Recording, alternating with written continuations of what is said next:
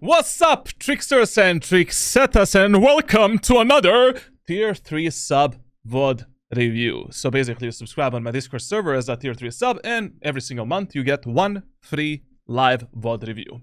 So, today at our coaching table, we have Logan, which was previously a Yoru main playing in silver. But recently, my friend Logan switched to a completely different role. And right now, he is playing a bit more like initiators and other agents as well. So today, we're actually doing a Gold 2 VOD review of Fade on Icebox. Fade, not a bad agent, not really the best initiator, especially in low elo lobbies. I think that Gecko is Giga Chad, essentially. But, okay, we'll see what our friend Logan is doing and what type of things he can apply to improve faster and grind better, smarter, better. Homelander. I don't know what I'm talking about. So, first thing, let's start with Discord server questions. Problems. I generally don't know. I'm so sorry. Okay, I mean, that's normal for an average player in Valorant. Like, that's why a lot of the players are hardstyle, because they don't know how to actually improve and what are their problems. I feel like I have a huge lack of awareness and a lack of good callouts. Okay, when it comes to awareness, like your general awareness is being improved in Valorant as you're like becoming a better player. Like essentially as you're improving other skill sets. So in order to become an aware player, you need to understand your win conditions. You need to expand your game knowledge, your adaptiveness, your decision-making, your team play. All of that contributes to your general awareness. And of course, like, minimap awareness is very important as well. So, there are a few trainings and a few tools that you can use to improve your awareness a bit faster.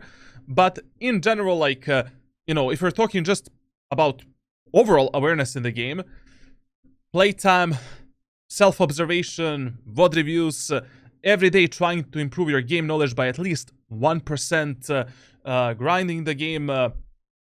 Self-reflection is mega important, like when it comes to building awareness. Like, you need to understand that Valorant is mainly the game of scenarios.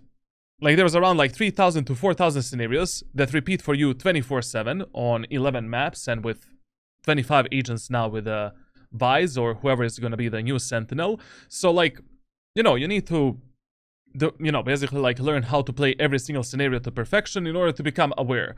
I mean, awareness is the hardest thing to be improved.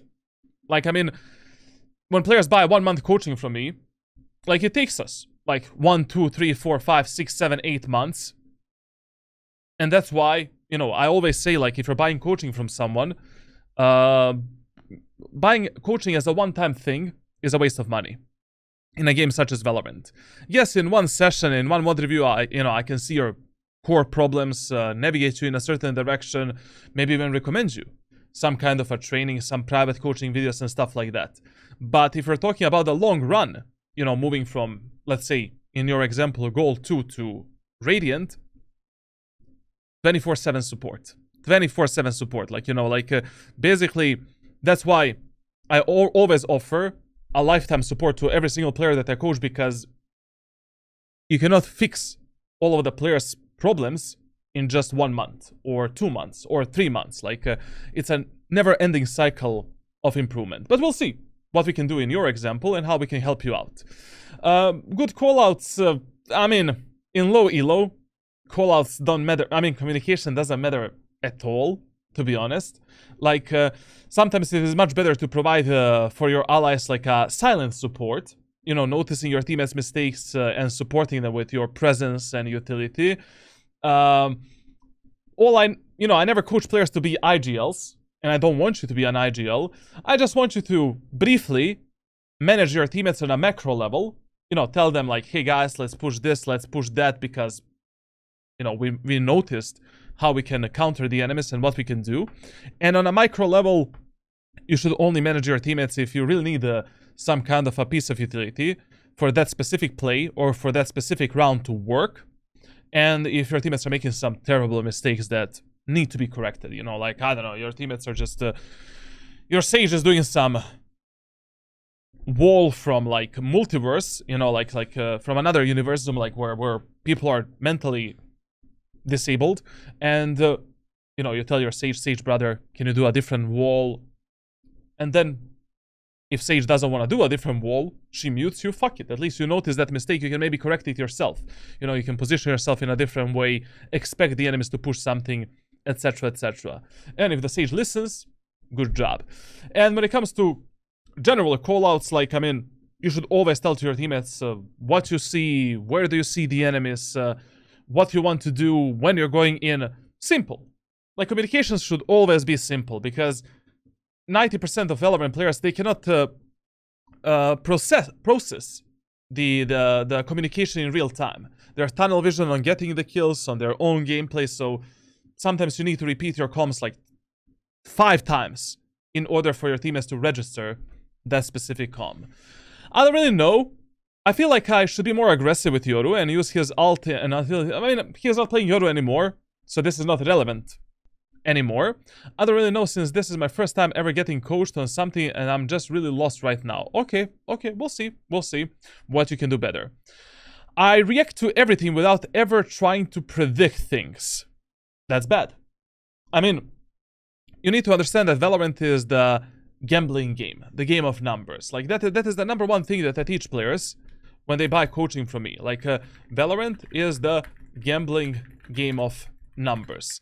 Essentially, nothing in a game of Valorant is like 100% certain, and no matter what type of rules or what type of tips you apply in your gameplay, there's always a certain amount of chance that we're gonna lose that round, that outplay is not gonna work, etc, etc. But there are things that are optimal, suboptimal, and bad. We want to apply as many optimal things in our gameplay and suboptimal, and we want to avoid the bad shit. And based on a certain numbers, certain rules, certain like factors, you need to read the enemies, predict your teammates, essentially consistently counter the enemies and compensate the mistakes of your allies. Like, you cannot just randomly play the game of Valorant and pray to God that things are gonna go well. I mean, yeah, you can just mindlessly play Valorant and just put in enormous amount of hours to get Radiant. I truly believe that no matter how bad you are right now, anyone that invests like 5 to 10,000 hours into Valorant is gonna get Radiant, one way or another. But, I mean, it's better if you get Radiant in less time, you know.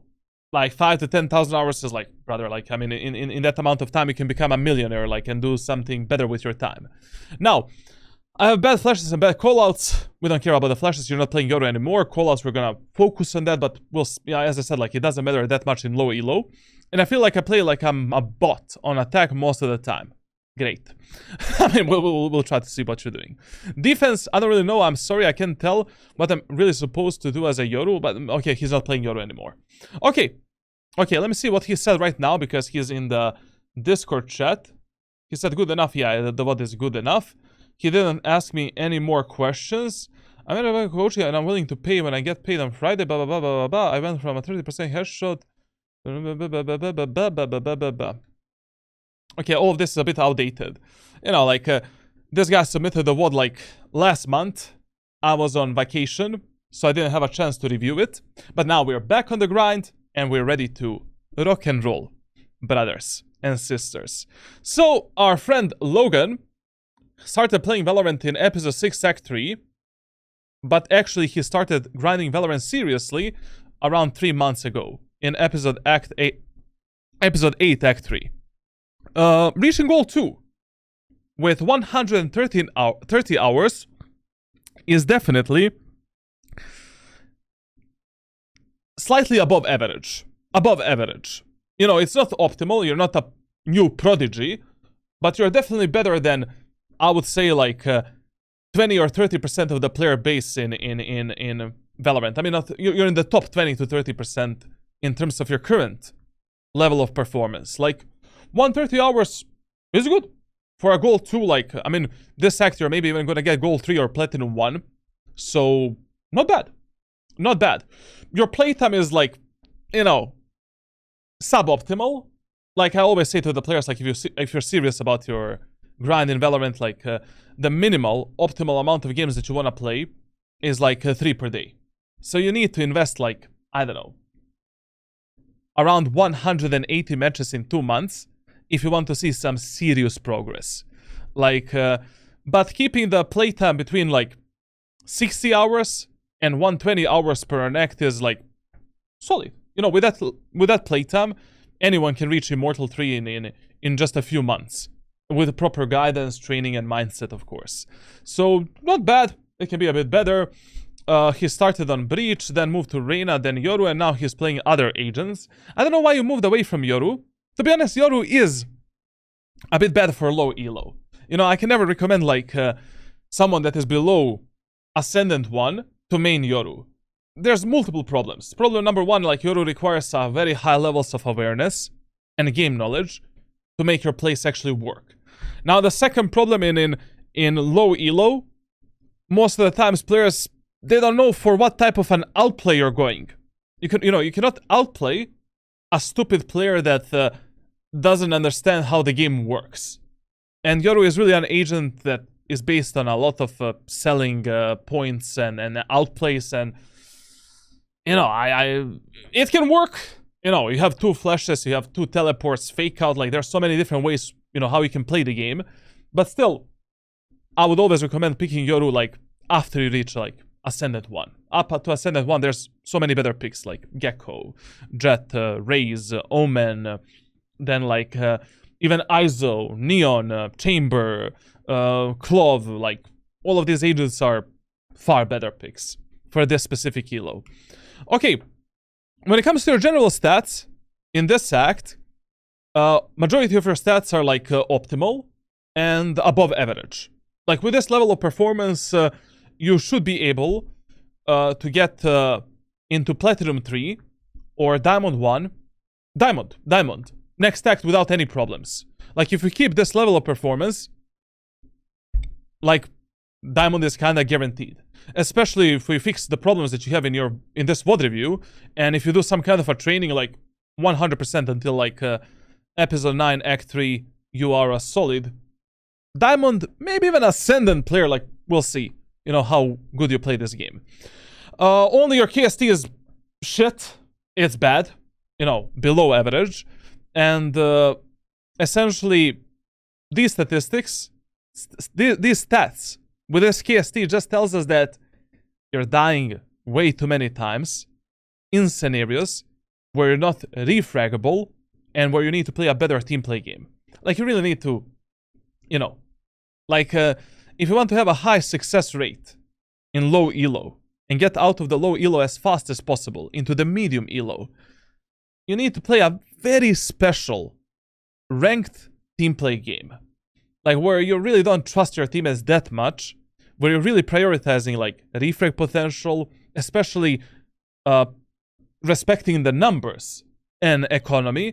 So like these statistics are very normal for a low elo player. Like basically, you know, you have at least like 3 or 4 deaths every single match that are either preventable or that should not happen at all.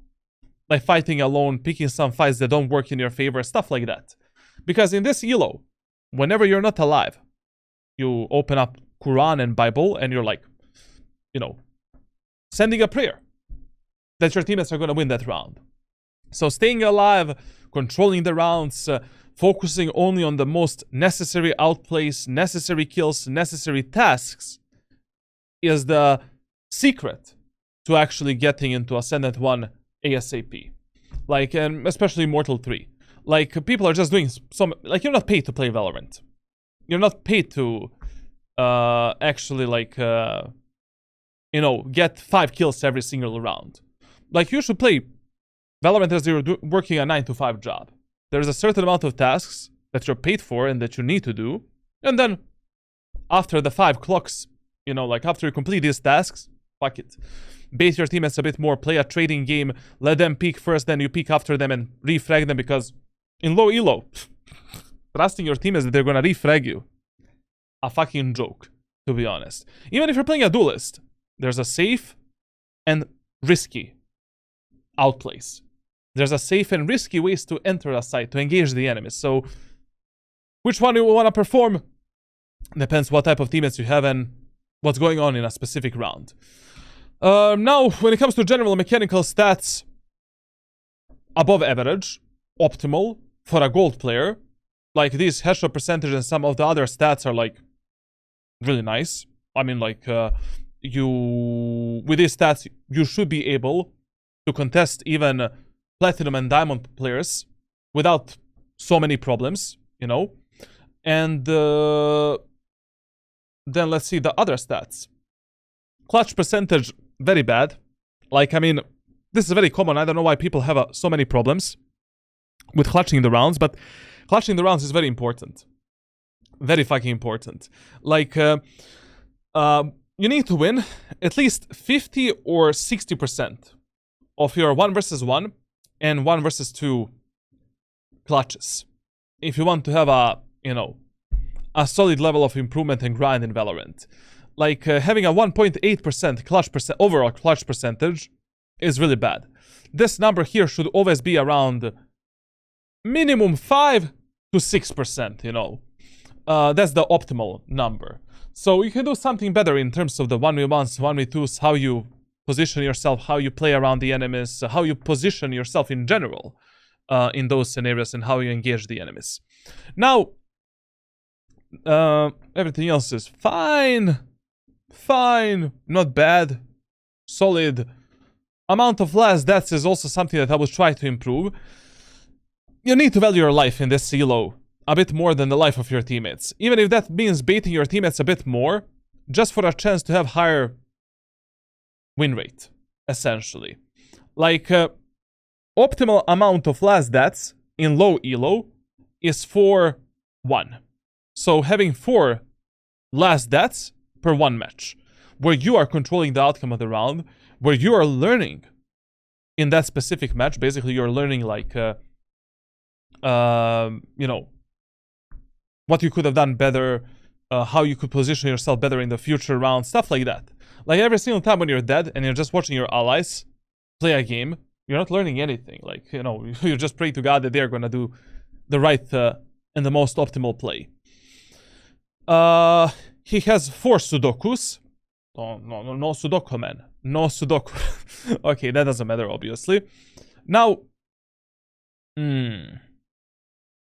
okay. Interesting. I mean, on both attackers and defender side, you're not that good. You know, and you can improve both your attack and defense. On attack, you really struggle with better level of team play. You know, you need to pick up better timings when to take a fight, when to move in, when to take space, when to play a bit more passively, stuff like that. And on defense, like, I don't know. Like, these stats just tell me that you need to be a bit better with predicting the enemies, which you already said to us, like in the Discord server, Discord post. And your defender side needs to be much better for this elo. Like, majority of your games in Valorant, you win or lose on a defender side. And if you underperform on defense and you're not able to properly read the enemies and properly position yourself, that's fucked up. You know, because on defender side, you actually control a lot of things. Like, you control a lot of fights that your teammates are gonna pick. Like, you control, like, reading the game. Like, basically, in low elo, it's very easy to read the enemies. Like, 70 or 80% of times, you can actually... enemies are mega readable. Like, you can always position yourself in a way to counter the enemies. And you should be doing that when you're playing in this specific rank and in this specific elo. Now, when it comes to the main agents, I really don't know. I mean, everything kind of works for you. I'm not everything, but I don't understand why you really moved away from Yoru.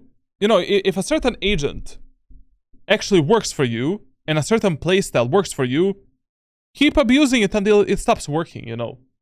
Like, if you already have 57% win rate with Yoru, I don't know why would I stop playing, you know. Why would you, stop playing Yoru, for an example. It's okay, like, I mean, your performance is not bad. I mean, optimal, essentially. And With Fade, you're also performing well. With Jett, you have a low win rate and a very, very good level of performance. But Jett statistics really tell us that you're not fighting enough with your teammates. Like, these stats tell us like that, you know, you have 66% KST with Jett. That means that in enormous amount of rounds, you die alone.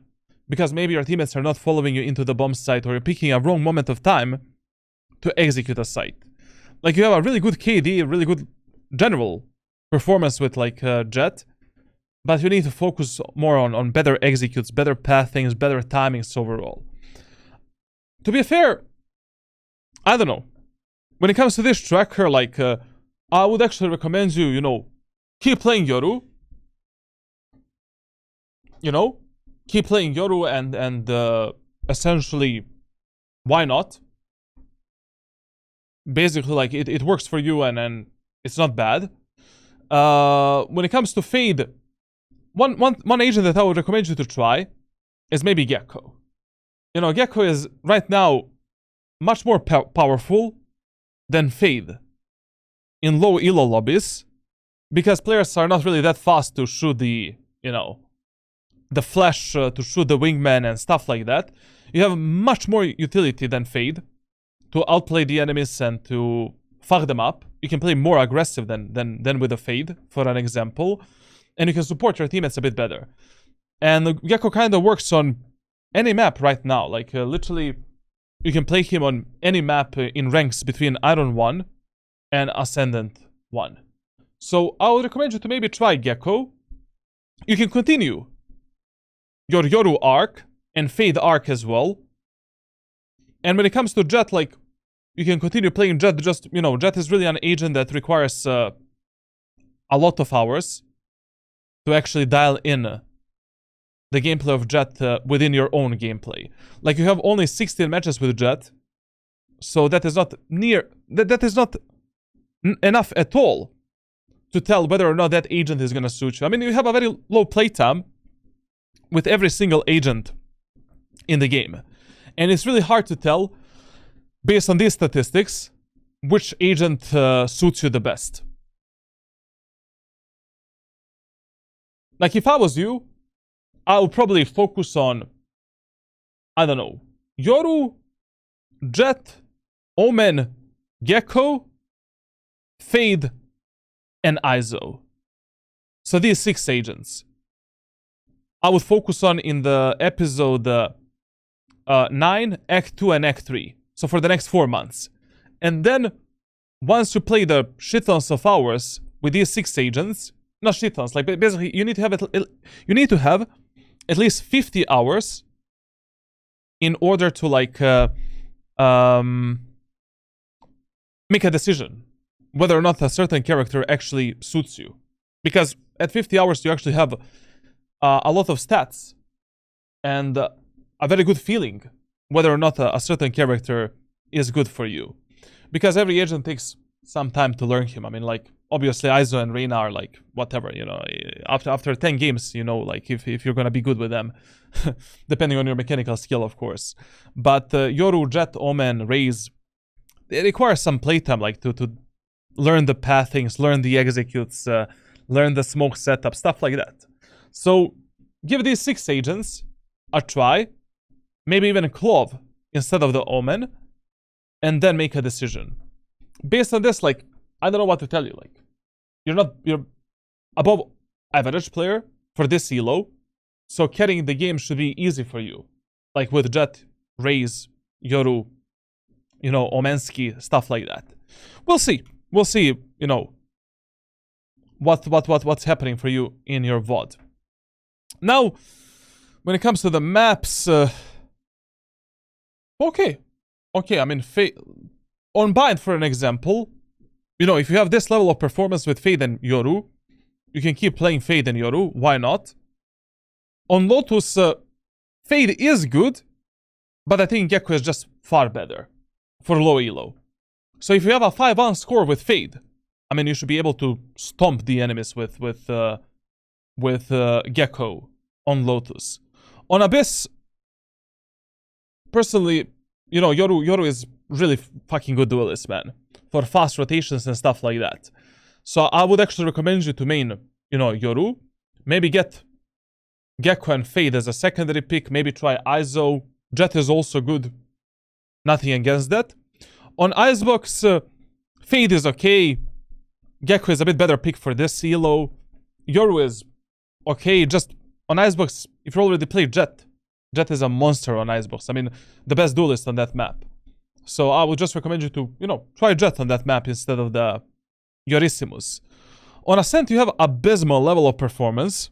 And Ascent is definitely one of your worst maps. And I don't know. I don't know what you're doing on that map. Maybe try some other agents like Fade is not bad. Try Jett, try Omen, try Clove. Test things out a bit more. You know, get out of your comfort zone. Like, the best moment of time for you to grow is when you're a newcomer to Valorant. And when you're in the low elo. That is the moment of time when you should experiment a bit more. You know, no matter what you do, eventually you're gonna get in Ascendant. You know, like, just by playing the game. But then, a lot of the players get in Ascendant without actually, you know, learning a lot of stuff about this game. And they get Heartstack, Ascendant, and Immortal for the rest of their lives. And that's a huge problem. Now, Haven, okay, I mean, both Jett and Yoru are fine. We can play Omensky a bit there. Gecko, Fade, whatever. And on Sunset, that's also, you know, Sunset and Ascent are definitely your worst maps. Like on Sunset and Ascent, you can do something much better. We cannot have notifications on this one. Ganesh, thank you for the prime game sub, bro. Thank you for scamming Jeff Bezos. Bezos Jeff. Like on Sunset and Ascent, you know, try a bit different approach. I don't know what you're doing on these maps. Maybe try different agents. Look at my ranked playbook on my Discord server. Like, try to apply some of these solutions from the ranked playbook. This can be much better. Especially because on other maps you're performing so well. So good. Weaponry. Ooh, this ain't good, brother. This ain't good at all. Listen, your full buy rounds and semi-buy rounds are optimal. They are good. They're good. Pistol rounds are bad. Like, you cannot have this level of performance in pistol rounds. Because pistol rounds dictate a lot in Valorant. Like, how the economy is gonna go in the first few rounds. Like, mentality of your teammates, confidence of your team, and stuff like that. And winning pistol rounds is a bit of a gamble, because we have semi-automatic weapons and we just started the match, we have no idea what enemies are going to do in a specific half. But in pistol rounds, there is always a optimal, suboptimal, and bad strategy. So, like, you know, pistol rounds cannot look like this. You need to improve them, you need to do something better, find better solutions. I don't know what you're doing in pistol rounds on every single map. You have my ranked playbook, I've explained what is good, bad, and optimal positioning, you know, in the first round and what you should do. But this is bad. I mean, we're also going to see in this VOD, like, what you do in the pistol rounds and how you play them. But, you know, some deathmatch with the pistols, maybe your gunplay with the pistols is bad. Maybe your buy options and strategies for the pistol rounds are bad. I don't know. You need to figure it out for yourself. And eco rounds can get slightly better. You're not bad in them, just suboptimal. You know, in eco rounds, you can always find a way to trade yourself for at least one kill. Especially in this elo, having a high performance in eco rounds is easy. You know, some cheesy shorty strategies, dashing into the enemy's face with a shorty on attacker side, with Yoru going for some flash TP play with a shorty and deleting one enemy from the map. Like, there's always some kind of a solution that you can apply. And as per usual, you have way too many kills on Vandal and Phantom compared to other weapons. Like, this is very consistent in every tracker review that I do and every like VOD review that I do. Listen, yes, you can just prioritize Vandal and Phantom every fucking round. But that is not really a smart way of playing Valorant. Easy way of playing Valorant. Like, you're going through the hard route. Like, which gun you want to play? Depends which map you're playing, which strategy you want to execute, and how you want to counter the enemies. Like, you know, enemies are equal hull buy on the attacker's side. 3 or 4 enemies have less than 3,800 credits. Force the outlaw instead of the vandal. On any map, just go for the body shots, delete the enemies, build up the ultimate points, that's it. In the next round, you still have the outlaw. 2 body shots, an enemy is dead. And let's be honest, in this elo, players are not gonna one-tap you instantly. Like, gold players' mechanical skill is not the best. I mean, come on. Then, Operator is the weapon that everyone should learn from the get-go. I don't care if you play Cypher, Viper, Killjoy, whatever the fuck you play. You should master and you should learn how to play Operator. Because it's a free elo stick, especially in low elo and medium elo. It's so easy to get free kills and make a numbers advantage for your team. Then, I don't know, from your buy options like Odin, you play Fade, Haven, Ascent, and like Lotus. Free kills. Like paper maps. On both attackers and defender side. This wall spammable. This wall spammable. This is spammable. This is spammable. This is spammable. This is spammable. This. Then this. Like, there's so many cheesy kills that you can get without even seeing the enemies, essentially. And that gun can be a great solution when your teammates are bad at taking the map control, or they don't want to take any map control, for an example. Why not? You know, if you already enjoy playing Fate, for an example. Then, like, you know, Judge on Bind is amazing with Omen, with Yoru, stuff like that. But overall, it's not that bad. You know, you're trying to apply, like, Shorty, trying to apply the Stinger. It can just be better. You know, it is better for you right now to improve your weapon versatility rather than doing it once you become a hardstack, like, I don't know, Immortal or Ascendant player like Voodoo, for an example. Okay.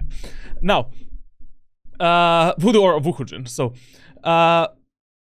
another thing that boggles my mind is, how do you have so many kills on Sheriff and Ghost and you're primarily maining Yoru and Jett and Fade? I mean, your primary pistol in the pistol rounds should be classic pistol. With Yoru only on Abyss from the current map pool, on the attacker side I would actually play a Ghost with a Teleport and Flash. On defender side, maybe with a Sheriff. On every other map, it's like classic pistol, light shield, flash and fake out. Icebox as well. Like on Icebox, like I would maybe run with a Sheriff or Ghost and a flash. Like your buy options and strategies that you perform definitely might be a huge problem. Like why your success rate in the pistol rounds is not that great. I mean, it's not bad, but I mean it is on a verge of being bad, but it can be better for this elo, essentially. I mean, whenever I'm talking about the, you know, trackers, like I'm not giving you these statistics based on nothing, essentially. I'm just sharing you like when I'm coaching players in Valorant, like I'm always trying to apply my playstyle onto that player, and then over time try to find some kind of a playstyle that works better for that player. Because my way of playing the game is very versatile, very universal, essentially. Like I really think no matter if you have the arms, if you have the legs, if you have the eyes, if you have the brain, you can play the game in my way, essentially. And it's much more universal than, you know, playing the game such as, like, I don't know, Curry or someone like that, you know, where that guy just swings out and takes 2 kills immediately, for an example. Like, these are, for an example, my stats. Like, and in almost every single act, this is how my statistics look when it comes to the loadouts. You know, pistol rounds are always, like, on top, full buy rounds second, semi third, and eco is always, like, you know, 1 KD with 122. And you see that my KST is like, you know, 75%, 76% in some of the rounds. And this is how, you know, an average tracker should look like. I mean, above average, essentially. So you're there, you know, you're getting there. Just the pistol rounds are mega important, especially like, especially for you know, for this elo. How can I know if I should main Vandal or Phantom? It's a personal preference. Whatever works better for you, just use that weapon. It doesn't matter which map you're playing. Like, only on Abyss and on Breeze, you really need to play a Vandal. Because they're very mega long-range maps. And on Icebox to some degree. But on every other map, like, whatever you prefer. With whichever weapon works better for you. And also, what is your playstyle as well? Do you like to spam a lot? Do you, you know, like, if you like to hold tight angles, like I do, you cannot really main Phantom. Because of the 140 dink. You need to play a Vandal. But if you like to spray through the walls, through the smokes, like, I don't know. I mean, it's really up to you. But you should, at the end of the day, you should learn how to play both of the weapons. And, you know, period. Like, you should be good on both of them. And now, that leads us into the actual VOD review. Okay, there has been a small change when it comes to this VOD review. This guy that we're coaching today, you know, like Logan, he decided to submit another VOD. So it's not gonna be a fade on Icebox, but he decided to go with a Jett on Ascent. Which I absolutely respect because, you know, as I said yesterday, I think that basically, like, there's not a single agent that we can tell that suits him well, right? Basically, he didn't put enough hours in any characters, but based on his statistics, he seems like a player that can easily dominate on Duelist and you know, some of the more aggressive characters instead of Fade. So, like, just a small change. It's not a goal to Fade on Icebox, it's a goal to Jett on Ascent. So, we're starting on the defender side, and let's start, you know, just a brief TLDR. Default bomb site, number 1 priority, A site. Number 2 priority, B site. Number 3 priority, I mean, that's it basically. So essentially, A site is your default bomb site. The site that we prioritize when we have no idea where to go or what to do, or we cannot read the enemies. But remember that Ascent is a fast rotation map. In ranked solo queue, especially in low elo and medium elo, you don't give a fuck about map control. Like, everything is about trading game, preserving the numbers, playing with your allies on a reframe potential, fighting the fights that your teammates want to fight, etc, etc. And you always prioritize control of market and control of garden over the bomb site controls. Like, it is totally fine on this map to play a 5v5 retakes 24/7 instead of trying to defend the bomb site alone. But also, Ascent is the map where you want to have a semi-aggressive playstyle, where already from the first full buy round, you want to start aggressing the enemies in B main, mid, and A main area of the map, or A main area of the map, depending where you think enemies are gonna go next. Like, you want to deny some space from the enemies, try to waste as much utility as possible from them before they reach the actual choke points, you know, to execute the site, potentially get a kill, get the fuck out, and play with your teammates on reframe potential. Like, there's so many things that you can do to make a numbers advantage on mid, A main, and B main, especially when you're playing Jett. Like, you can ask for some kind of a one-way smoke, you know, activate your dash ability, blah, blah, blah, blah, blah, blah. We'll explain everything during the actual VOD review. Now, in the first round with Jett, the main strategy that I would recommend you on a defender side of Ascent in low elo and medium elo lobbies is the following. Basically, we're going for a cheesy strategy that allows us to, you know, get one kill and then play retake together with our allies. So, in the first round with Jett, what I would do if I'm playing below Immortal 3, classic, shorty, light shield, and that's it. I'm starting on the A site, baiting the enemies to come into A. I'm pressuring them a bit in the A main area of the map, but I'm not committing to the fight. I just want to do, you know, 1 bullet, 2 bullets, try to headshot someone, and then I'm slowly moving into the enemy smoke in a short area of the map.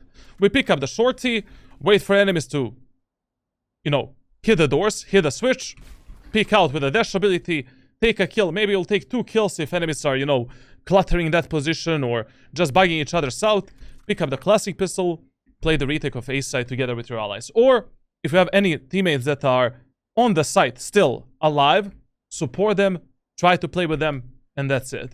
If enemies are pushing B site, simply rotate as fast as possible with a classic pistol. And, I mean, we still have a dash ability to fight the enemies, to pressure the enemies, to close the gap with the enemies, and that's it. There's also a chance that one of your teammates with a Ghost or Sheriff is gonna die in the CT or die in the market. You pick up Ghost and Sheriff, and now you're a juggernaut in that round playing with a Light Shield, Ghost, or Sheriff. And that is the only way how I would play the first round in Elos below Immortal 3. There's other ways as well, just, you know, this is my favorite way, because in the first round, your goal is never to defend the bomb site completely. It's almost impossible to do that alone, especially if you're an average player just playing on the same skill level as the rest of the enemy team. Your job is just to deny as much utility as possible from them, make a numbers advantage, and then play off from that numbers advantage. Let's see what our friend Logan is gonna do. This aggression I will never do in the first round, just to... It's pointless, number one. Number two, playing in mid in the first round is a big gamble. And number three, like... I will not showcase the enemies in the first round that I like to play aggro on mid in any way or capacity, especially in this elo where players have a very terrible, like, you know, reading of the game and stuff like that. Like, no reason to complicate the round this much.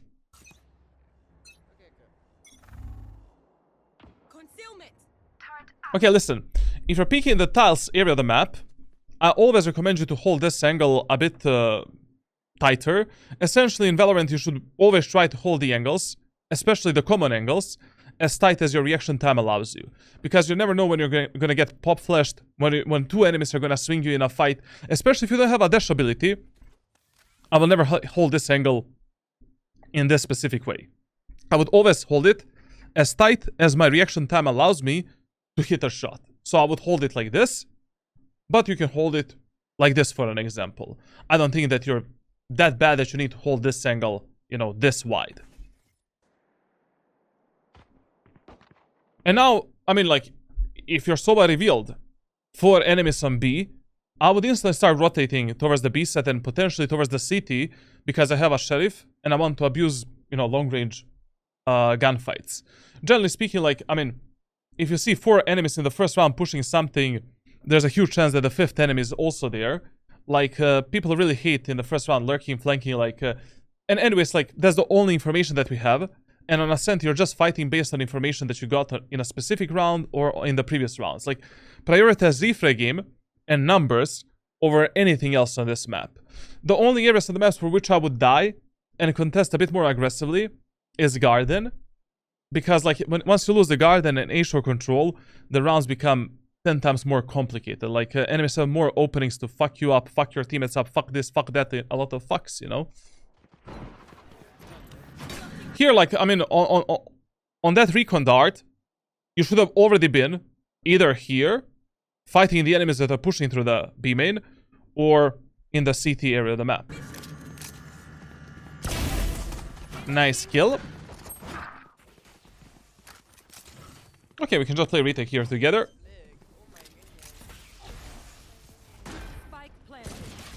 Aye. Listen, when you're moving for the retakes, especially if the numbers are equal, or you have numbers advantage, chill a bit. You know, there was absolutely no reason for you to even come inside of this smoke, let alone, like, peek the enemies in a fight. Like, Killjoy didn't even start rotating, wait for the Killjoy, wait for the Reyna, wait for the Astra, and then go for the retake. Like, I promise you, in this elo, like, literally, everything is kind of pointless except the refrag game. You know, as long as you fight with your allies, as you respect the numbers, as you pick the good fights, fight the enemies with a dash ability, fight the enemies with some kind of an advantage, you will find success. Like, I promise you, like, the postmans of these idiots are not pro level post plans. And if you just play together with your allies, you have the absolutely highest chances of winning the rounds during these retakes on a defender's side. Like this was just absolutely unnecessary. Like just, you know, wait for your Astra to come to support you. Wait for the Reyna and Killjoy to connect to each other, and then let's go for the retake. I mean, you have a dash ability, we have the Reyna flash, we have the Astra smokes. We can pop out with a dash to reveal the enemies, maybe get a kill, I don't know. And then once we get the information about the enemies, we can just fuck them up. Like, plus we have a Sheriff. I mean, like every single angle is spammable on the B set. Like, I mean, you can get a kill here, get a kill here. Like, just wait for your allies next time. Like the worst thing you can do in Valorant is like rushing things out alone and isolating these like pointless 1v1 fights. If there's already no reason to do it, and we have plenty of time to defuse the spike, don't do it. You know, I know that you probably felt confident because of that one tap on the enemy Jett, but that level of confidence is what will most of the times lose you the matches. And as I said, like in this low elo, whenever you're not alive, you open a Quran, you open a Bible, and you know, prayer has begun. Like, you just don't know. You have no idea who you're playing with, especially in the first 4 rounds. You need to evaluate your teammates, evaluate the enemies, and then decide what type of a playstyle you wanna go with. Until then, you trust only yourself. But this would have been such an easy retake if we actually played together with our allies, and we just retake the site together. Like, now in a second round, no matter what happens in the first round, once again, I would always play A set and A short. If you win the first round, simply just force the outlaw with a light shield or heavy shield, buy the utility, and you can contest the enemies a bit more aggressively in mid with this type of a peek from A short. Hold the tiles, hold the mid. If enemies are pushing B, do a fast rotation on B. If enemies are pushing A, try to support your teammates from the rafters, and that's it. If you lose the first round, I will just repeat the same shit that I did in the first round with a shorty, or I'll maybe ask for my Omen, Claw, Astra to give me some kind of a trial and smoke here, where I can maybe aggress the enemies with a dash ability and try to surprise them once they're using the recon abilities. Especially with a Jett, this strategy works really well because, you know, most of the times, like, if you have a smoke here, the trial and smoke that closes this angle, and this angle, you can play inside of it on this edge, and then, you know, wait for the Sova Sky to activate the dog, or wait for the enemies to come in the smoke, activate the dash ability, take a kill, get out. Like in eco rounds, you always want to play more as a kamikaze, trying to trade yourself for as many kills as possible, unless your teammates have some better idea or you have some better strategy to counter the enemies. Shorty should be your primary weapon with Jett in these rounds.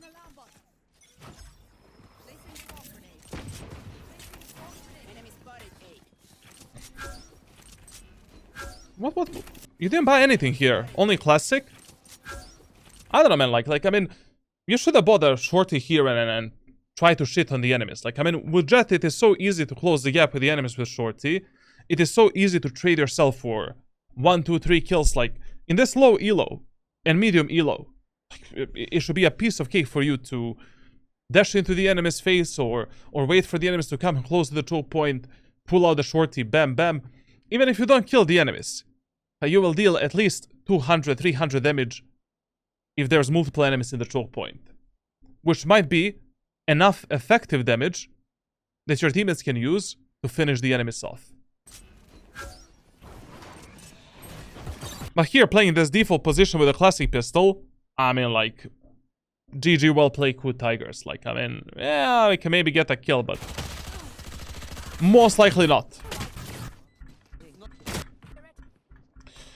Now, in this third round, I always position based on myself, based on how the first 2 rounds went, and what type of info we got from the first 2 rounds.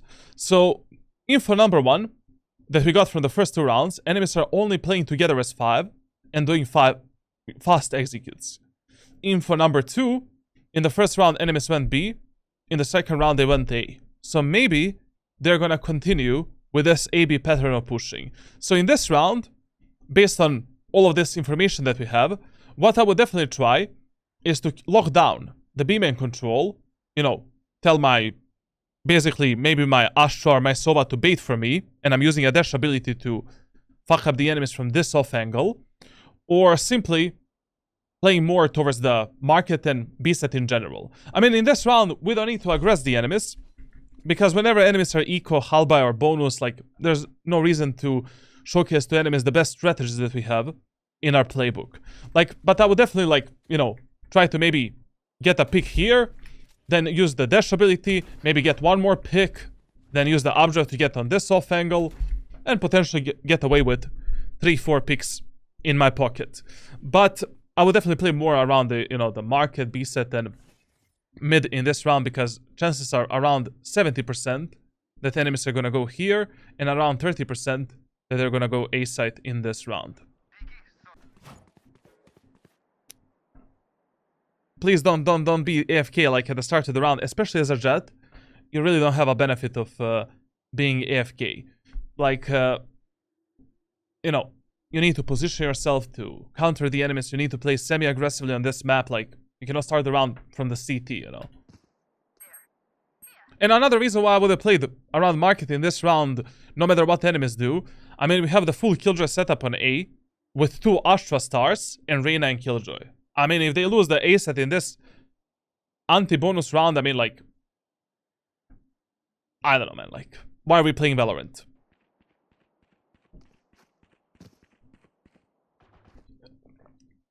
And in this round, because we have the information, the only information that we have is that enemies are playing together as 5 and rushing fast, and we are playing a fast rotation map. I would be rotating mega fast in this third round. Like, in the, already here on the first ping of enemy arena, I would have started rotating and just going A. Especially, you know, in an anti-bonus round, being AFK ain't that good, man. You know, like basically the first 4 rounds are mega important for you in Valorant, especially the first 3. Like, if you manage to, like, if you lose all 3 rounds, or God forbid the first 4 rounds of a match becomes like 50% harder than it should be. Like, in the first 4 rounds, you should have like 300% focus, reading your teammates, reading the enemies, applying the proper rules in your gameplay, what to play, where to play, how to play. Like, essentially, you cannot be AFK, man. Like, in a bonus, anti-bonus round. And these rounds are a huge mental breaker for like your team. You know, like, if you lose the first 4 rounds, your teammate's mentality might go to the trash can. But also, another rule that I tell to players is that the outcome of the first 4 rounds should never impact your mentality in a negative way. It is fine if you lose the first 4 rounds, if you get a really good idea how to counter the enemies and how to play starting from the 5th round. So if you actually read the game and learn something from the first 4 rounds experience, it's okay. It's okay that you lost the first 4 rounds. Like, every match is winnable to some degree. Like, there's not a single match like that is unwinnable, essentially, in Valorant. And the first 4 rounds should never impact your mentality in a negative way. Like, it doesn't matter, literally. It's just the start of the match. But, you know, that doesn't really work for your teammates, because, trust me, like, sometimes if you lose the first round, your teammates might turn into angry gorillas.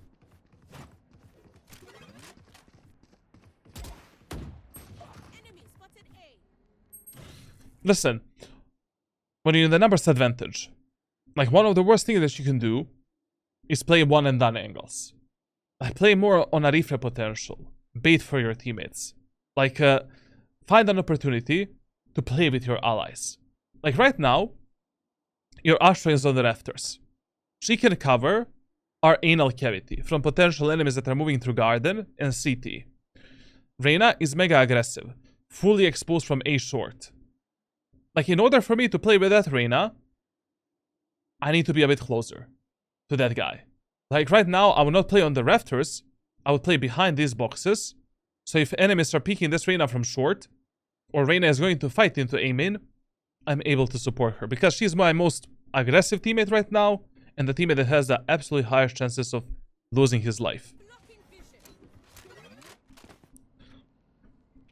Like, basically, your positioning in Valorant always depends on enormous amount of factors. What type of ultimates enemies have, what type of abilities enemies have, how your teammates are positioning, what enemies did in the previous rounds, how aggressive or how passive your teammates are playing.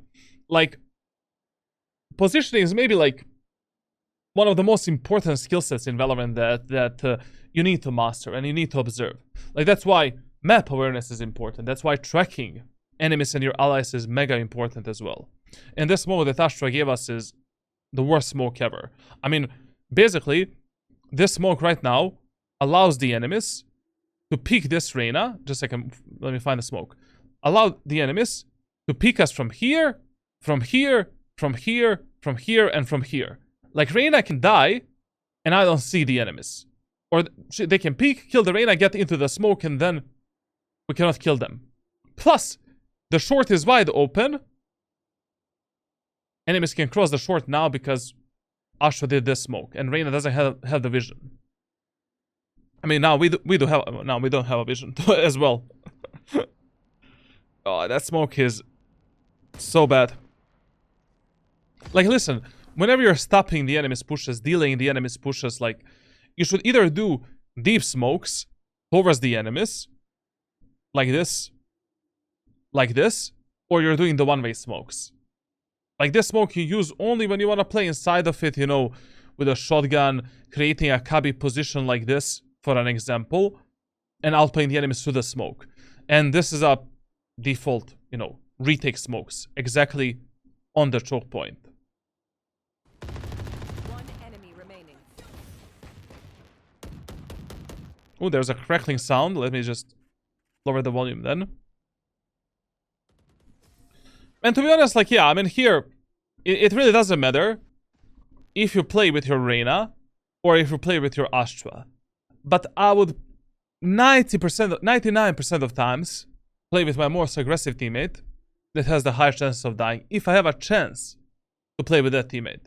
I mean, even if Reyna dies and you just play this 2v1 with Astra, you're gonna win this round, probably. I mean, your chances are really high.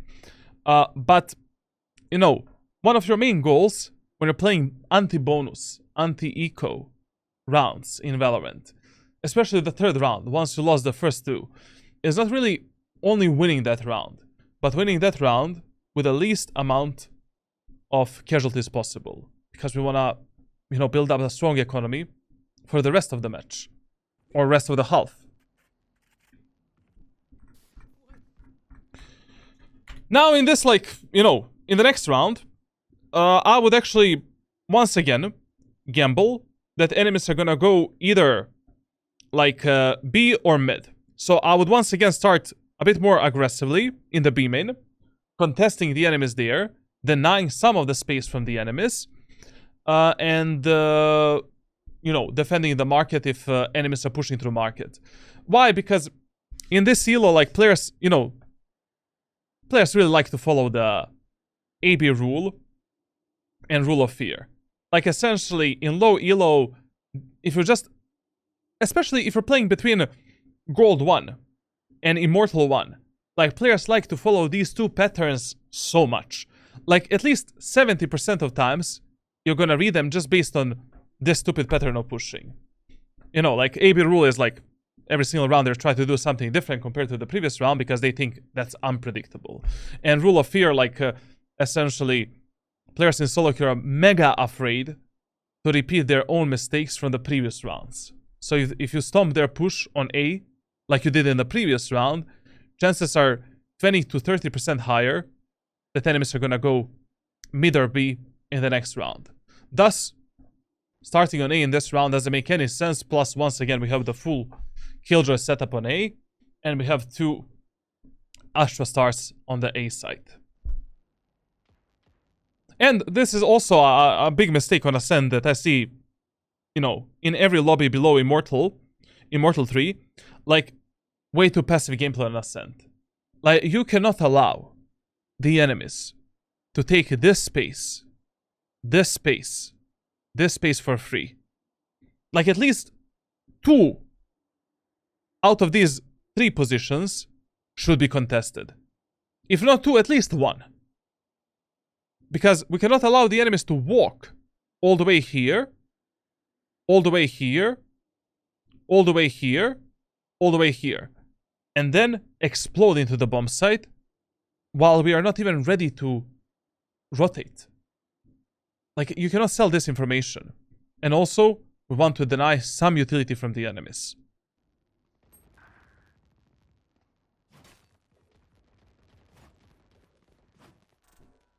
Shouldn't Killjoy be setting up on B so we can play aggressive on A main? It doesn't matter where Killjoy plays. It literally doesn't matter. Like, you're just, like, when you're playing in low elo, between Iron 1 and Diamond 3, you don't give a shit where your teammates are positioning. Like, every single round, you're trying to contest the enemies yourself, trying to counter them. Like, in this round, even if I had 3 teammates on B side, I would play on B side myself. I will stack the B side. Only because how consistent players follow all of these rules that I'm teaching you. And as I said, especially in low elo, between Iron 1 and Diamond 3, all the way up to Ascendant 1. Like, players are so prone to following some very stupid, like, it's like when you're playing a poker, you know, like, or a game of chess, like, in every single elo, in every single, like, skill group, like, players follow certain mentality patterns, like, that are just hurting their overall progress and making them more predictable, essentially. Like, certain moves that are very, very common for these lobbies. I like the static sound in my ears, man. Love it. Okay, good kills. But here, like this game decision, I don't understand. So listen here.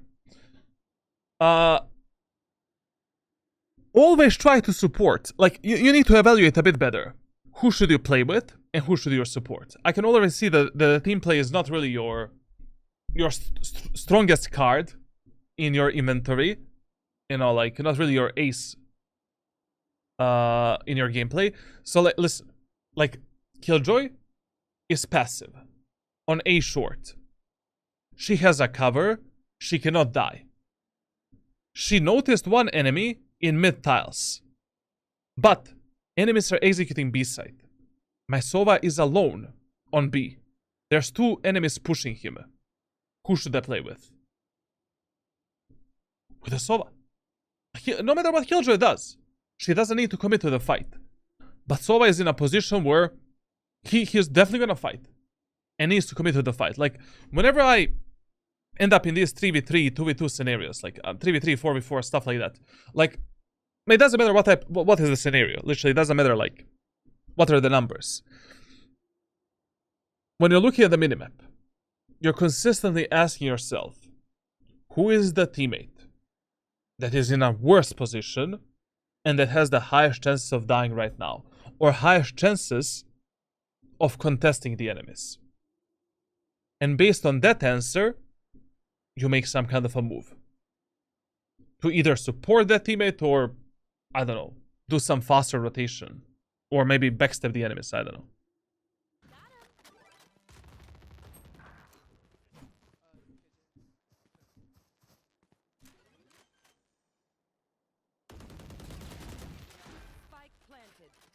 Okay, Deadlock here has the ultimate. I mean, in this example, you know, when you're retaking B set only through market, and enemies can be CT, B main, and site, like, one of the best ideas that you can do is, like, dashing towards the B main. If you have a dash ability and smoke, taking the B main control first, revealing the enemies here, here, and here, and then enemies can only be stairs and CT. And then our teammate from the market can move in. We hold the speedway, hold the CT, and then we move into the site. Like, dashing into the CT does nothing, because, like, you know, going out on this position into the site is a suicide. If enemies can be speedway in that corner, we cannot reveal the enemies on multiple angles with the dash ability. But in this scenario, if we do this, we can reveal the enemies in this angle, on the stairs, peeking from CT, and here. And then we clear the beam in for ourselves and our teammates. And then we move into the site. We can cross here, fully safe. Continue with a retake.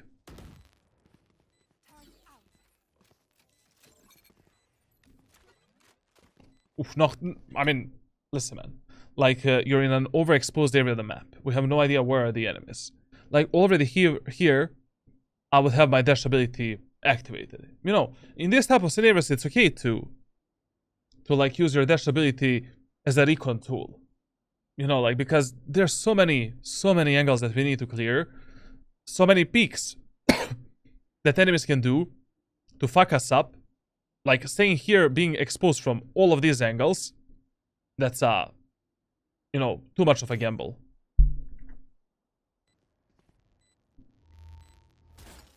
Okay. Ah, shit. I mean, I would have done the same shit. I would have also dashed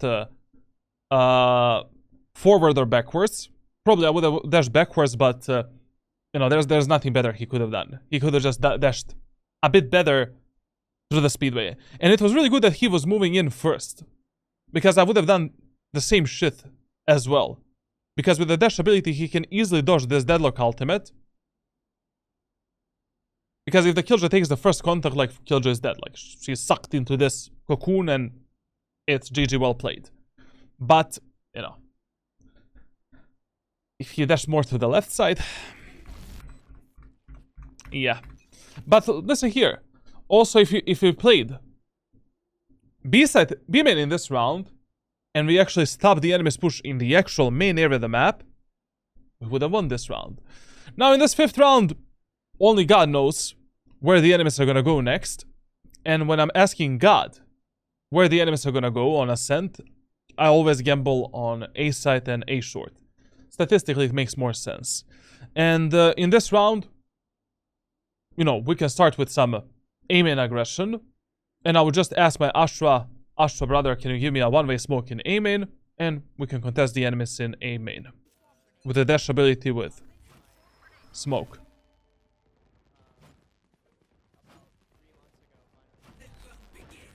Okay. Danny Phantom also, man. It's Blammy. Welcome, brother.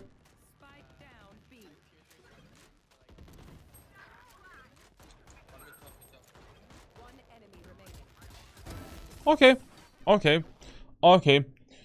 In this round, like, I mean, our teammates were better gamers. His rotation was absolutely fine. The only different thing that I would have done here is, like, I would have played with my Reyna. Because she's going alone in the mid area of the map, like, and I would rotate through mid. Why? Because in the previous rounds, like, we always saw, like, 1 or 2 enemies going through mid. And she is the teammate that, I mean, she's not the only teammate that has the highest chance of dying, but at least my teammates playing side, they can get the fuck out and, you know, they don't need to commit to the fights. But when Reyna ends up in the mid, I mean, she's in a crossfire and we need to pray. Now in this round, I will just once again apply the rule of fear, because the last time that rule actually worked for us. And once again, I would contest enemies a bit more aggressively in the A-main area of the map. Ask for the smoke of my Astra, you know, just a default one-way smoke in A-main. Maybe you can also ask your Astra to give you the pull as well. I mean, Astra is great to stop and delay the enemy's push with a pull and with a smoke. And then, you know, with the dash ability, like, we can probably be good for at least 1 kill before we play this passively.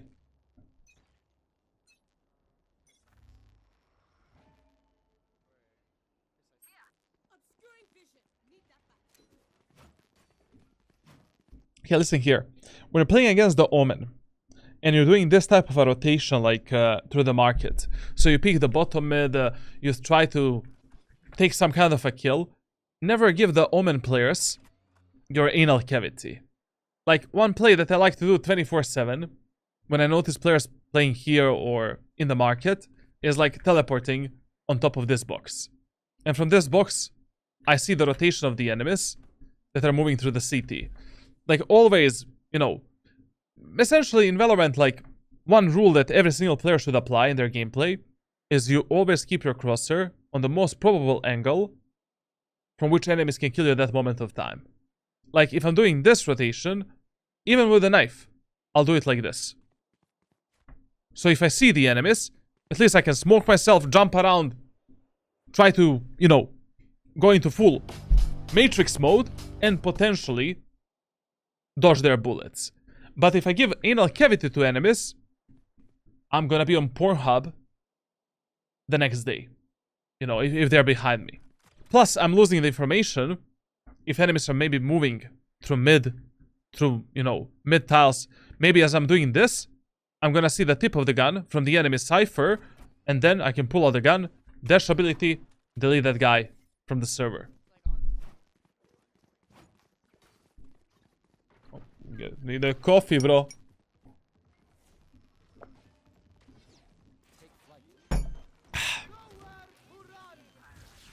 Okay.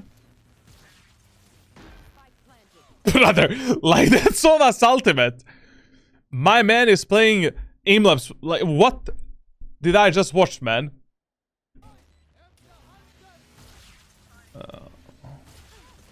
I like how no one is waiting for the Killjoy's ultimate to go down, and we're all rushing it out like way too soon. But okay, I mean, if your teammates want to push in, you need to push in with them. And this Sova's ultimate was so bad, man. Like listen, bro. Like you have Sova's ultimate. Killjoy, your Killjoy did the ultimate here. Enemies can be only in two positions. Stuck here or in the aim-in. No matter what type of ultimate you do, after the kill, like 1 second before the Killjoy's ultimate explode, you're gonna take a kill. You're probably gonna take a kill.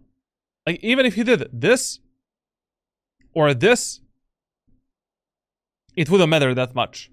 He's probably good for 1 kill. But using such an early ultimate while the enemies are still rotating towards these two positions is just pointless.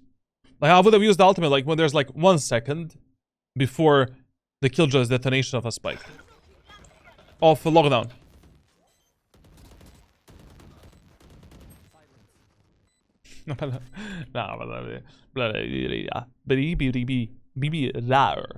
Rar. Woof. Like, what is this Ascent plant, man? Come on, man. Like, I promise you. Like, I'll find some kind of a mega good training for you. Like, after this VOD review, I'm gonna review this VOD one more time alone. I'm gonna find some mega fucking good training for you.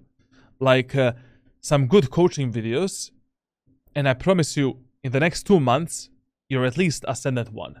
This is insane. Like planting the spike there, on A side. When you have the full A control. That's insanity. Insanity.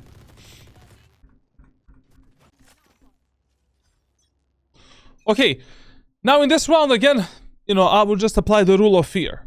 Like enemies are mega consistent when it comes to following this rule, and as long as the enemies are following this rule, you know, during your gameplay, you should follow it as well, in terms of your positioning on a defender's side.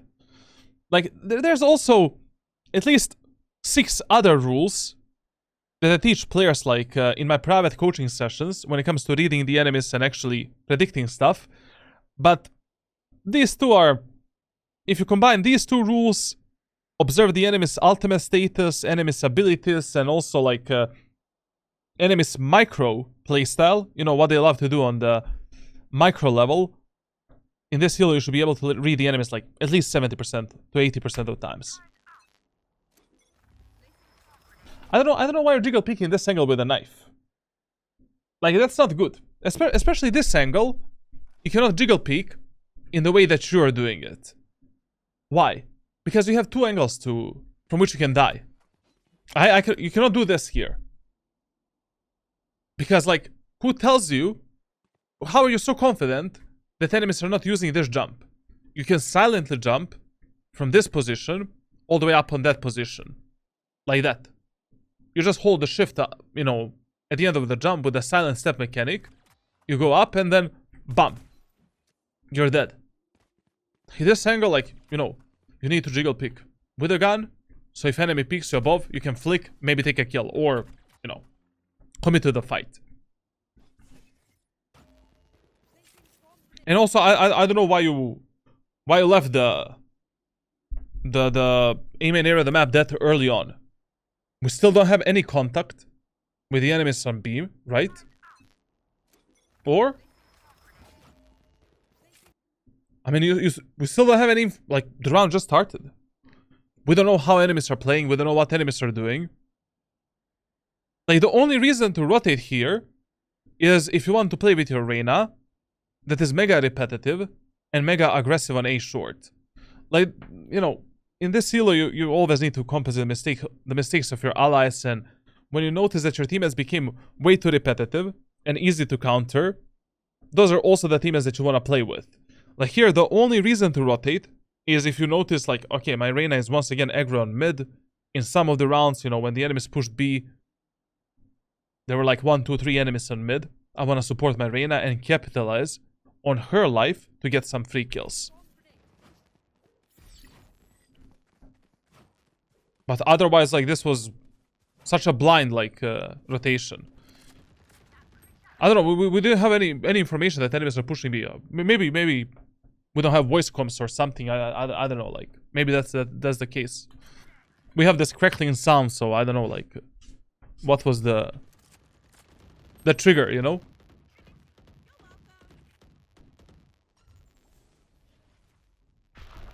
Okay, they're short. Okay, now in these 4v2 scenarios, like, just respect the numbers, man. Just respect the numbers. Like, as long as we play together on a refrag potential, we're gonna win this round. Like, even Radiant players, like, I don't know what it is with Valorant players. Like, when you're 4v2, don't push alone, don't push one by one. Just play together. Like here, your Astra and Sova, they play together on a refrag potential, and you play together with your Killjoy and A main. No way for us to lose this round.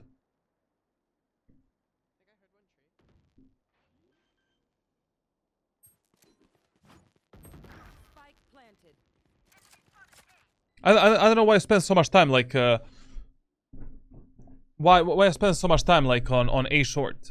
Like, the reason why Omen used the ultimate there was to pick up the spike that was dropped in the B main area of the map. That's why he used the ultimate. We knew that the spike is dropped there. And that was the trigger for you, like, to rotate towards the A side. Here, you know what I would do? I would either start doing this, or start doing this to connect with my Killjoy. While I hope that my Sova and Astra are gonna play together, even though that doesn't happen often. And now, we have plenty of time to retake this site, wait for your Sova. We have a dash ability, we have full utility. Sova probably has half of his utility. We have 40 seconds to defuse the spike. Play together. Okay, we know that the last enemy is Rafters. Very good, very good. I mean, very good that we waited a bit.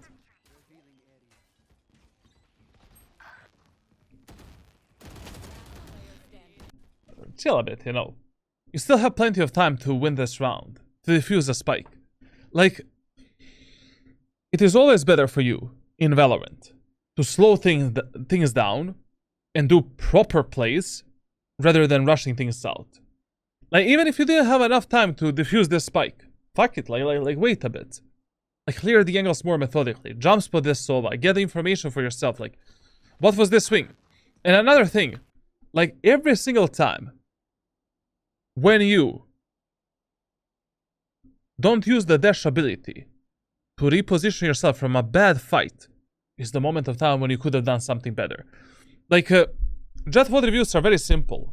Like, basically, you know, every single time when you die with the dash ability still active, or you didn't activate a dash ability, it is a moment of time where you could have survived and lived a happy life. Like here. Oh, if I... As soon as I did this flick, and I miss a flick, so I miss 1 or 3 bullets, I'm out. I'm never gonna commit to the fight with a dash ability. Why would I do that? The whole purpose of the dash ability is a second life. To give you a second opportunity if you fuck up with your mechanical skill in these scenarios. I mean, that's not the whole purpose, but one of the purposes.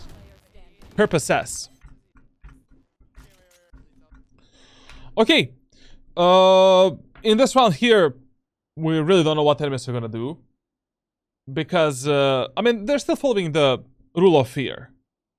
You know? Like in the last round, they actually pushed B site, which we predicted they're gonna do. So in this round, I would definitely play a bit more aggressively towards the A main.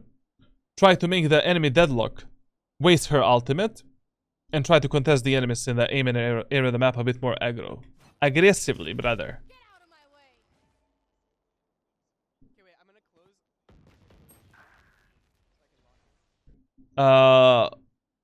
Okay. Right now, we lost the numbers advantage. Our Reyna is dead on short. You are deciding to close the gap with the enemies that are definitely pushing through mid. Already right now, you should have your dash ability ready. Like, period. I cannot contest these enemies without the dash ability. It's a suicide. Like, 2 seconds ago, the dash ability should have been activated. Because another thing, this is an eco hull by round for the enemies. There is no way that in low elo, enemies are not gonna greed for that gun in short. They just killed a guy with a Vandal on A short. They're gonna be, you know, they're gonna be like those birds, like those seagulls in Finding Nemo, you know, mine. Like, they're running for it. Like, this was just mega lucky that you even got a 1 kill, to be honest. And here, after you got that 1 kill, and you got lucky, you should have used the smoke on top of yourself to get the fuck out. Enemies are eco, enemies are hull by. I don't need to fight them alone. I just got a kill. Let's get out. And now, who are we following? We're following our Astra. That is definitely gonna fight the enemies in A short. And as I said, you know, your highest priority on this map is Garden and A short control.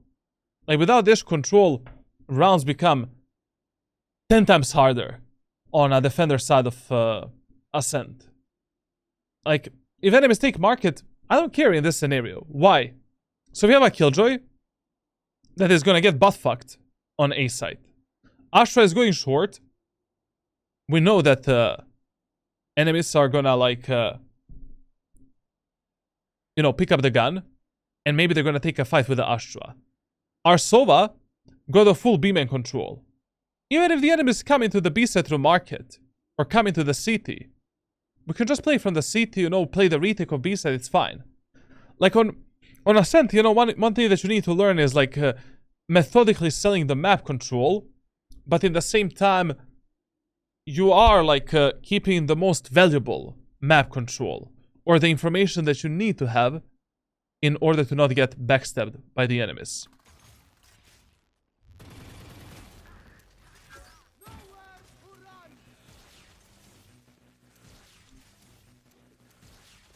All good? Okay, I mean, Sova dealt with the enemies on short. Yeah. Okay. Okay. Listen. Another thing that is gonna destroy you on a defender side, especially in, like, higher elo lobbies, is the level of your repetitiveness. Like, you're repeating the same positioning and same place way too many times. Like, there's so many different ways how you can hold the mid, how you can hold the B main, A main area of the map. Like, don't do the same shit 24/7. And that is why another rule that you really want to follow in Valorant is like, whenever enemies are playing eco, halby, or bonus rounds, play the most boring Valorant ever. Essentially, like, whenever enemies are eco or halby, or bonus, they have low economy. Just hold, you know, play some default positions and try to win that round based on the pure economy advantage. Like, there's no reason to do some special outplays, special plays to hyper-aggress the enemies, like, to play alone. Like, in those rounds, as long as we don't sell the guns to the enemies, and we don't die alone, we have the absolutely highest chances of winning that round. Those rounds.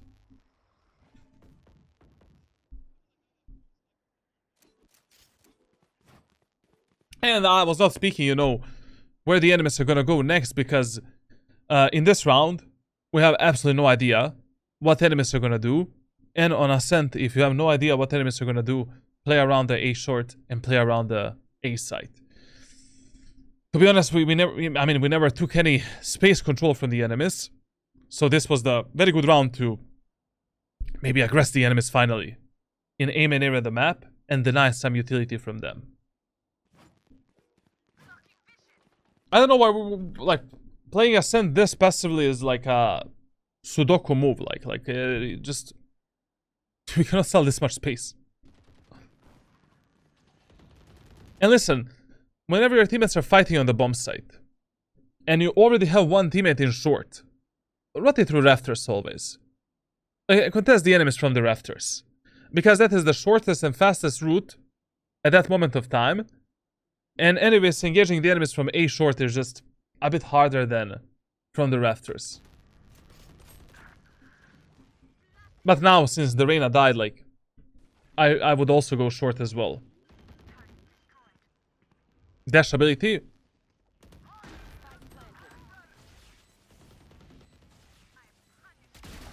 Okay. But I like that he was like I'm so sorry. That he was this aware and this careful when clearing the A short area of the map. He needed to be. Because we don't know how many enemies are pushing A site. I would have also cleared all of these angles methodically. Just I probably would have been a bit faster, you know, like, than what he did. Okay. Ooh, entering the... I mean, you can never enter the smokes with your utility in your hands and with a knife in your hands. Like, only when you're 100% certain that the enemies are not sitting in that smoke because you had a reveal, some recon utility for that smoke, or you had like, I don't know, one teammate pushing through that smoke. That's only the moment of time when you can hold your utility or hold a knife and move in the smoke. This was just, this was way too careless. Another reason why this was careless, mega careless, is because a few seconds ago, you noticed on the minimap that enemy Omen was right here. So he probably dodged your Sova ultimate with the Shrouded Steps, and there is a chance that he's gonna play around this smoke. I don't know, like this is something that should never happen to you. And also, he have a dash ability, you know? Okay, we got jump scared there, you know. We got jump scared a bit. Enemy Omen is in the smoke. You have a dash ability. Dash randomly somewhere outside of the smoke. You're probably gonna survive. 100% you're gonna survive. Because that Omen is deep in the smoke. Your gun is gonna come into the hands like your utilization, your usage of a dash ability is mega poor. Like, that is the main thing that you need to improve right now. Like, when it comes to playing the Jett. Like whenever there is a, you're in some kind of a danger, you miss 1 shot, 2 shots, 3 shots. You're not ready for a fight with the enemies. Get the fuck out. Reposition yourself and reset yourself for the next fight. Like during this VOD, already 2 times you died with a dash ability that is activated. 1 time you died because you didn't activate the dash ability. And 2 times you could have died because you didn't fight with the dash ability. I mean, that's the main issue you have. Like, basically, when it comes to the dash ability of the Jett, like, even if you feel that there is like a 5% of chance for you to fight the enemies, for enemies to fight you, activate the dash ability. Like, it is always better for you to be safe rather than sorry. Always. Always. Period.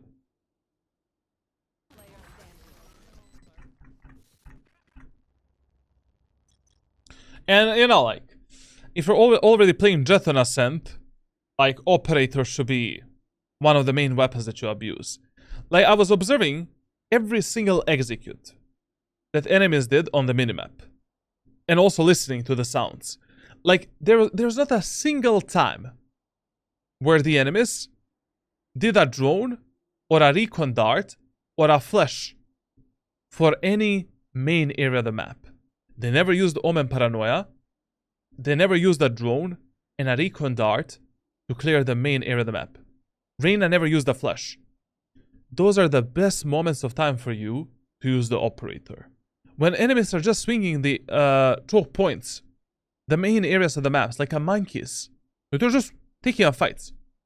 Pick up the op. Those are the easiest kills that you can get in Valorant. Operator is the only consistent weapon in this game. 1 shot, 1 kill when you're fully static. You need to abuse it more. Especially on the maps such as Ascent, such as Split, where it is very easy to contest the enemies in the main areas of the maps on a defender's side. It should be one of your primary weapons. But here, you know, buy the op, buy the heavy shield, buy the shorty. Is it okay that you're peeking the bottom mid? Okay. I mean, we just fucked up the enemy's push on A. Enemies are very consistent in this, like, A-B pattern, rule of fear, stuff like that. Let's peek the bottom mid with the op. Or, you know, what I would have done in this round, I would not really peek the bottom mid. I would actually just hold the tight angle in the B main area of the map, get a kill here, then I can activate the dash ability, go for another kill, get it on off angle, another kill, reposition myself, another kill.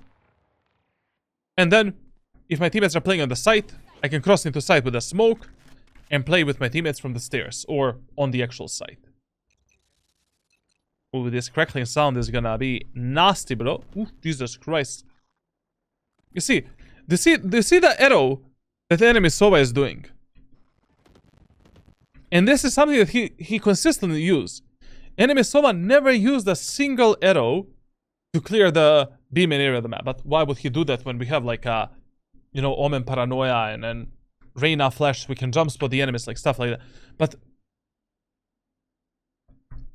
in these type of games, you want to abuse the op as much as you can. And here, based on that Sova arrow, enemy Sova arrow, I would just instantly rotate towards the market and try to, you know, help my teammates on the B side.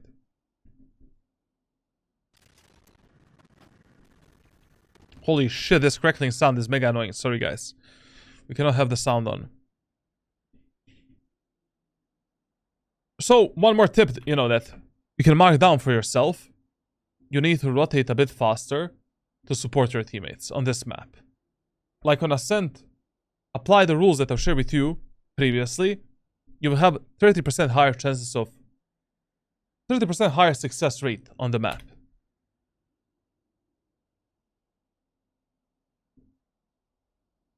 We can hear it. I cannot hear it as well.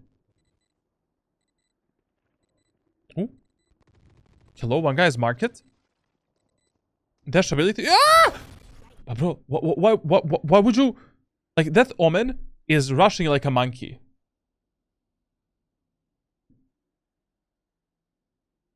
He's pressing the W key. Why would you position yourself in an open area of the map like this to kill that Omen? You don't know if enemies are holding the stairs. You don't know if enemies are playing in the speedway, in the B-main. If that Omen already wanna fight you, he wants to swing like this. Hold that angle, take a kill, or if you think he's not gonna contest you, you know, activate the dash ability, take a kill, get out. And now we're playing a 2v2 retake. I don't know, this was mega risky. Like, I mean, enemies could have been anywhere. Okay. Fucking matrix shit, bro.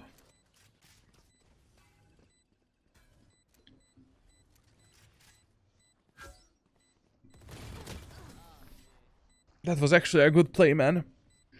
That was actually not a bad play. He could have caught him off guard, but he got scouted by the arrow. Okay. Okay. Okay. I mean, there's so many better ways how he could have played this round. You know, like... Sova was very far away. Spike is not planted for the Sova. So the Sova cannot spam the Spike with the RS through this wall. He could have just half defused the Spike, destroy the arrow, smoke himself, tap it again, and Sova is probably gonna try to spam it, peek out, take a kill. I mean, in 1v1 scenarios like with the Jett, the main thing that you want to use to outplay the enemies and get a kill is just, you know, your smokes. To fake your location, to fake the angle from which you're gonna peek, stuff like that.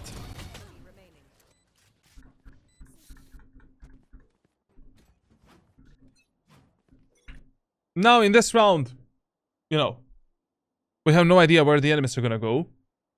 As I said, like, when you lose the read onto the enemies, gamble on A side, gamble on A short, and that's it. Even if you're wrong, like, playing the retake of B is much easier than playing the retake of A side. Oh, don't! Listen, if you get, you know, revealed on the B side by the enemy's recon utility, like, never stand in the speedway open here or here. I mean, like, a lot of the players on this map like to use the RS Odin on the attacker side. They can just spam you, they can just kill you. Even if you get revealed here, I can still spam you through the wall and headshot you and kill you.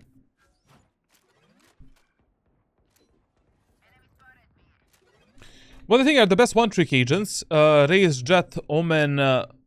Raze, Jett, and Omen still. And Yoru for medium elo and high elo.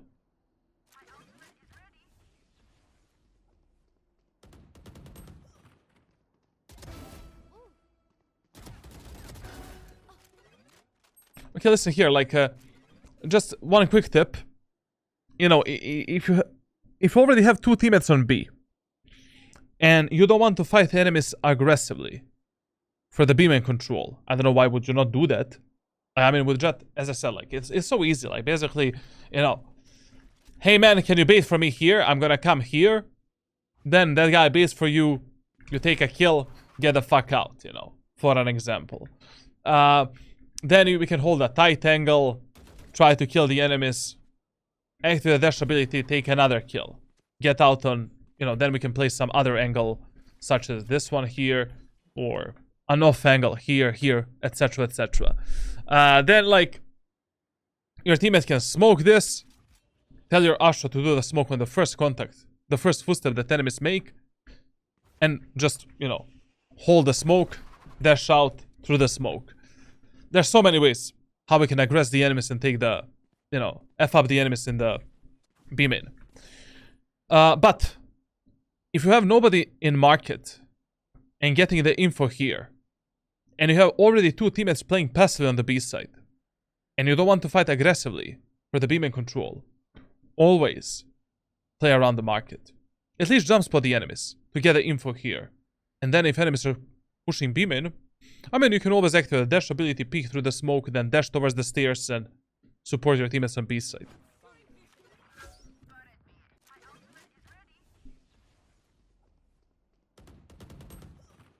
And here, once again, as soon as your arena died, you should have, like, you should have used the dash ability to contest this Omen and more potential enemies that are in the market. Okay. And especially here. Okay, very good.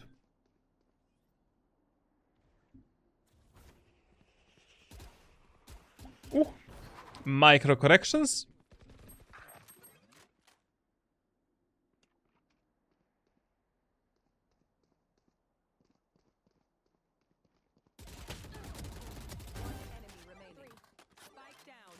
Not bad. Not bad. To be honest, a pretty solid round. Solid repositioning there. Okay. Okay. Now the end of the round is just gonna be crucial. I mean, like, let's just play together with the Killjoy and win this round together, right? Yeah. Oh, okay. Fine. Fine. Fine. I just feel that it is it should be a criminal behavior not using the operator with Jett when enemies have poor, like, poor utility usage. When they're taking space. They're not using the smokes. They're not using the flashes. They're not using any recon utility. It is just so stupid to not abuse that potential to take some easy frags.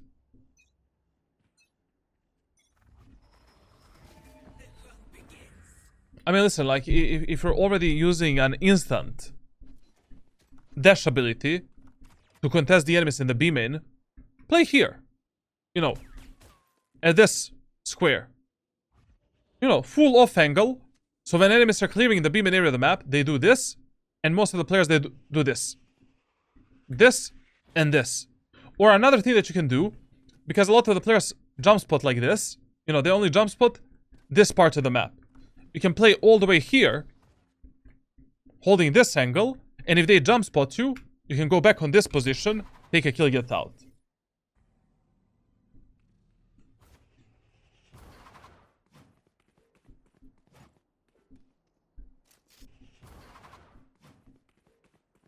This was bad. Like, I would have used my dash at the last second as it's going down. But also, you know, when you want to fight enemies aggressively in the main area of the map, so you want to fight the enemies aggressively in the B main, and you activate the dash ability here, but enemies don't peek you. It is much better if you try to pull yourself out from that angle without making a single footstep. Because if enemies played like some kind of a default, and one enemy was listening to the footsteps in B main, now you give the enemies an information that we are not fighting for the B main anymore. And we are potentially rotating as well from the site. So doing a silent rotation here would have been much better than making this much sound.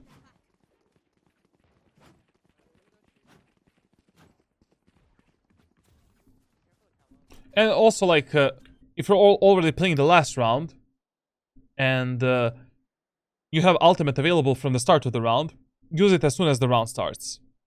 Because then, you know, we don't have any more we don't have the animation that pops out if you need to use the ultimate. Like, I don't know, you whiff all of your bullets with a Phantom. Okay, we have the knives as well. And always with Jett, keep the shorty as a primary, secondary weapon when you have money to afford the shorty.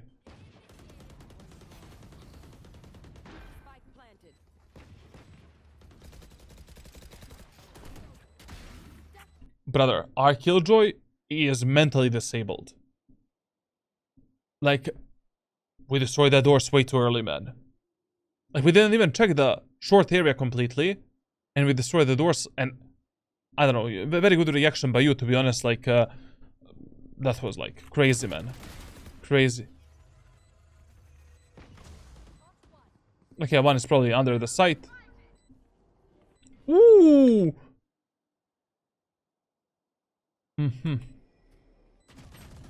Yeah.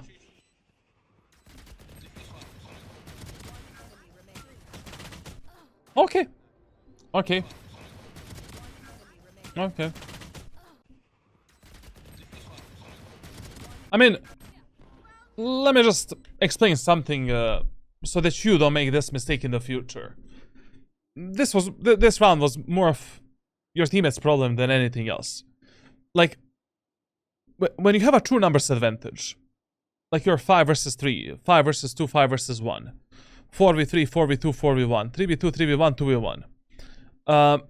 You want to use... You don't want to use any unnecessary utility to win that round. Like, for example, this Astra wall was mega unnecessary for this specific, like, retake. Because we have a huge numbers advantage. We have plenty of utility to stop the enemies from peeking the A main and to contest them there. Like, using a smoke was fine. But using a wall is a bad idea because, I mean, I don't know when enemies are gonna peek through that wall. Because I don't fucking hear them on the other side. So just, you know, whenever you have true numbers advantage, you want to limit your utility to only the most necessary shit that you need to win that specific round. Like, only the most necessary smokes, necessary flashes, stuff like that. Other than that, like, to be honest, there's nothing better you could have done in this example. Except, you know, like, if you got revealed here by the... You know, like, whenever you get revealed by the enemies, you get flashed, you get stunned, you're in some kind of an fucked up situation. Use your updraft and your smokes to potentially escape the enemies, you know, like, you can go into the full spastic, autismo, prod mode, you know? Like here, if I got revealed by this Sova dart, I would instantly do this and try to make my way out. Maybe I live, maybe I don't, but at least I tried something to escape that random spam. Not random, to escape that spam from the Odin. But just standing still and, you know, waiting to die. Why? Like, what's the point? Okay. Like, on a defender side, I don't know. It's not really the Jett.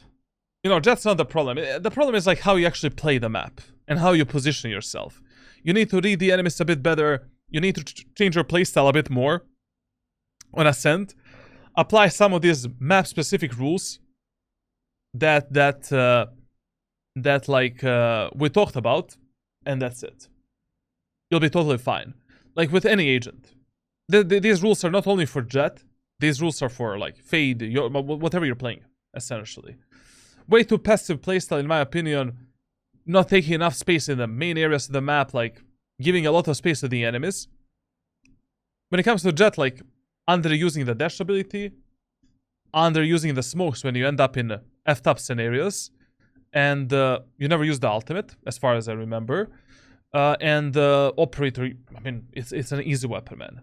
Literally, easy weapon to take the easiest and the most free kills possible. Now, let's see what you're doing on the attacker side. Okay, now is the time for the attacker side of Ascent. Quick TLDR, as always. A site is your default site number 1 priority. Number 2 priority B site. But how do you decide what to push in the first round of Ascent? Basically, enemies have 0 or 1 sentinel. So 0 or 1 of these guys right here. The best idea is to push A site 3 rounds in a row together as 5. And then in a 4th round, fake A, go B.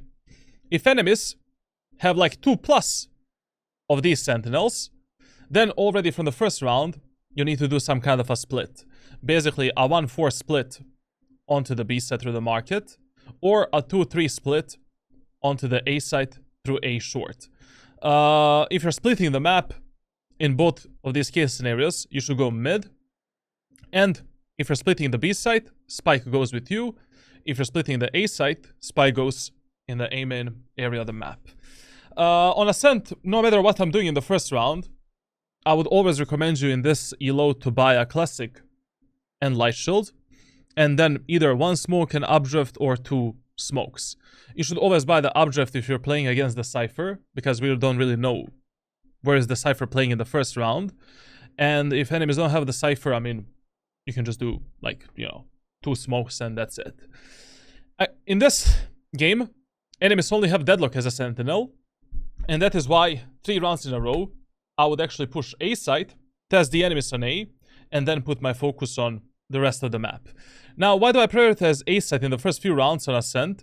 Because, especially in low and medium elo, your teammates can make enormous amount of mistakes on the B site. If your push gets stopped or delayed, it is much harder to fight for the map control from the B site. Your teammates can get spammed through the wall. Enemies can kill you with their utility, in the B main quite easily. Much easier than in the A main area of the map. And essentially, I would avoid the B in the first round at any cost if I actually can do that. But if you do decide to push B in the first round, I would just recommend you to do a standard, smoke dash execute towards the switch. Or, I think a bit better option would be classic light shield, smoke and updraft, and actually doing the updraft dash execute onto the site with 1 smoke, taking the stairs control, and then closing the switch and going speedway again. It's really up to you. When we're clearing the main areas of the map, we should jump spot the enemies, have some kind of a utility. Very good, we have a flash there. Okay. Not bad. I mean, here, listen. Even if your Reyna is doing the flash, that flash is not a recon ability. Still, as you're pathing through the B main area of the map, check this corner. Because a lot of the times, what players like to do is, they simply ignore the flash and they walk into this position and pray to God that that is gonna work. So, don't let them surprise you like that. Clear every single angle. And when you're pushing the B set, there's really no reason to buy a stupid ghost. Your job as a Jett player is to pressure the enemies, to be in the face of the enemy's team, and most of the fights that you should fight on the B side should be medium range and close range gunfights. Thus, having a light shield with a classic makes much more sense than buying a stupid ghost.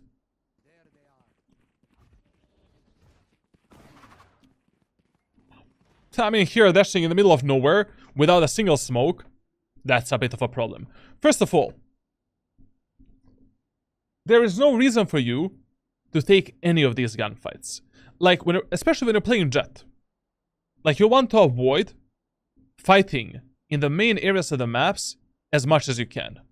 You only take the fights that you need to fight. And the rest of the gunfights, we should try to avoid. So if I'm pushing the B main area of the map first, I'm gonna jump spot this angle, clear these positions, jump spot the enemies here, and get ready for the execute. Once my teammates are ready for the execute, I'm swinging with the dash ability and going for a specific execute.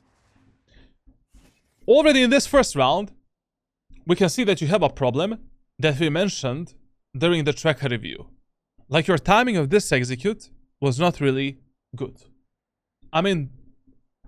Entering the site in the way that you did was mega careless and mega dangerous.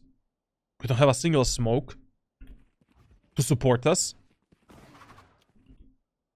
Enemies can be in the logs, in the market, picking you from CT. Wait for your teammate's utility. Only in a few case scenarios, you should enter the bomb sites and try to take some kills before your teammates give you some kind of a support.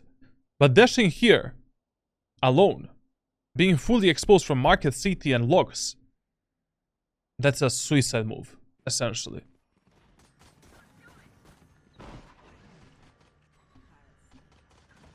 And here, then you made another mistake.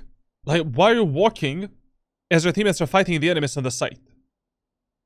Here, as soon as your teammates start going through the speedway, you should have supported them through the stairs and play with them and kill the enemies on site.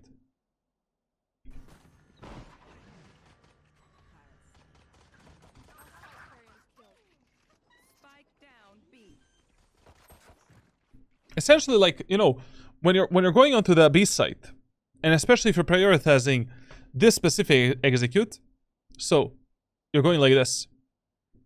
You want to spend the minimum amount of time possible in this area of the map, where you can get fucked by the enemy's double peek, surprise peek, You can get in some kind of a sandwich. You can get like fucked by the enemy's utility, etc, etc. Like in this area of the map, you should spend the minimum amount of time possible. And if you already have a smoke, simply smoke the cross. Use the smoke as a cover as you're moving into the site. Take the side control, bomb, backside control, and then focus on the rest of the enemy team. This had to be much faster and, much more methodical. And in the post plans, once you clear everything, you always play as aggressive as your most aggressive teammates are playing. So if my Reyna wants to play aggro here with a Killjoy, we play aggro as well. One enemy remaining. You should have followed up this Reyna. Like, I mean, especially, playing a refrag game in the first round is a bit easier than in any other round because we have semi-automatic weapons and, it's really hard for the enemies to just one-tap all of us. So, I don't know, you're trusting these guys too much. I mean, even if the Reyna dies, like, we're gonna win this round probably, like, as long as the Killjoy is alive as well. But everything that he did here, at the end of the round was just unnecessary waste of time. Okay, now, whenever enemies are eco Halby or they're playing a bonus round on a defender side of Ascent, splitting the map really doesn't make any sense in low elo and medium elo lobbies. So if you're playing below Immortal 3, just avoid this area of the map and do a 5-man push onto the A site in this specific round. Buying a Spectre is fine. Just, playing Spectre especially with the Jett doesn't make sense, because once again, your job is to get into the enemy's face.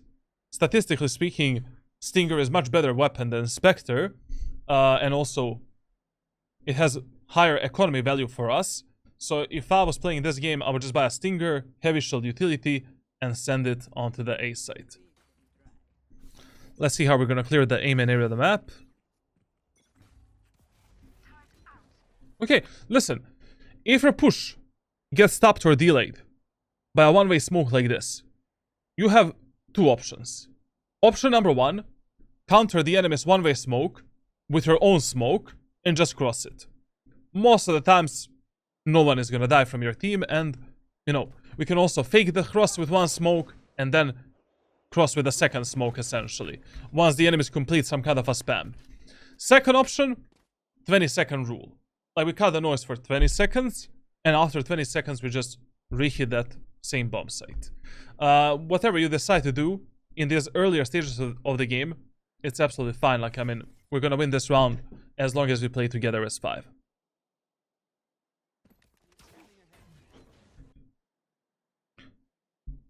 Okay.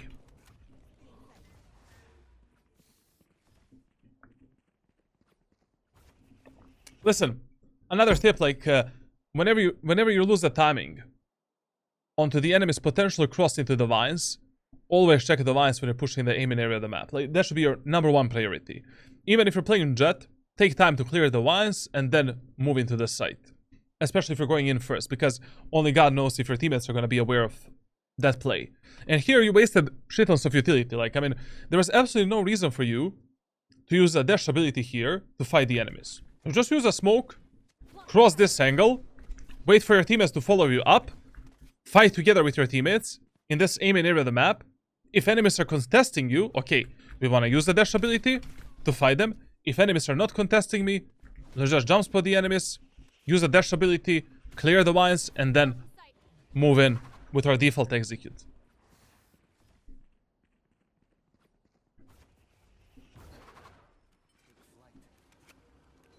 Okay, whenever you see some fucked up smokes from the enemies, such as this one, or you see smokes that are slightly curved towards left side or right side, always expect enemies to play around that smoke with the shotguns. Like, we need to either wait for the smokes to disappear, reveal the enemies inside and outside of the smokes, or essentially, like, spam the smokes a bit and try to find the enemies inside of them. And also another thing is, like, whenever you see some instant smokes from the enemies in choke points or in some area of the map, that is also an indicator that can tell you that enemies were preparing some kind of a play to counter you. Like, whenever you see some very fast smoke from an enemy controller. Like, the round didn't even start. And on the first footstep, Omen does a smoke. Chances are above 90% that he was already holding that smoke in the hands and he is ready for some kind of a shotgun outplay. Like, here I would wait a bit. I mean, there's no reason to rush this round at all. You know, chill a bit, it's okay, our push got stopped delayed, but we have better weapons, better guns. We don't need to move in first. Wait. Ooh, we saw on the minimap rain on the right. Minimap awareness, 0 points from the whole team.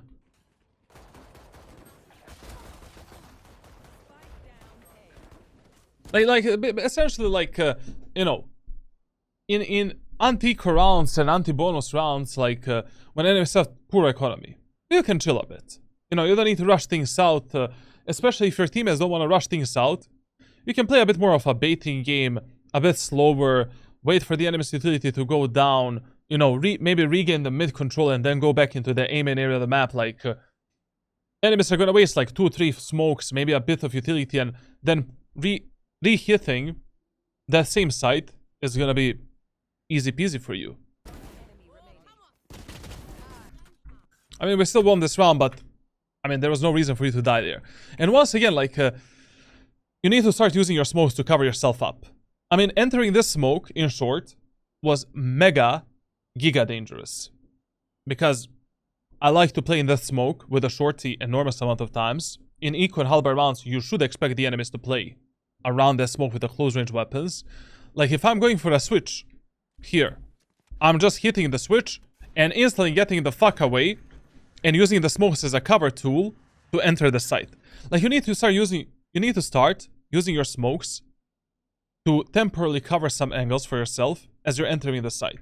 Also, pushing the site here was mega dangerous, because an enemy can be here and there. Like, what you should have done is, enemy set this type of an Omen smoke. Use the smoke here to just isolate these angles. Then we look at the site. Then we can close the doors. Use the second smoke in front of us as a cover.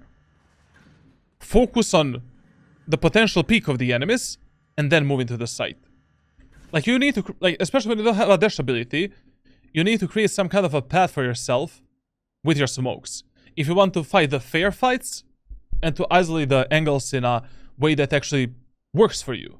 You know, using a smoke here was good to clear all of these angles. Then hitting the switch, using this smoke to path towards the generator as a cover while we look at the doors. And then we end up in this position. Doors are closed, we can focus on the rest of the site.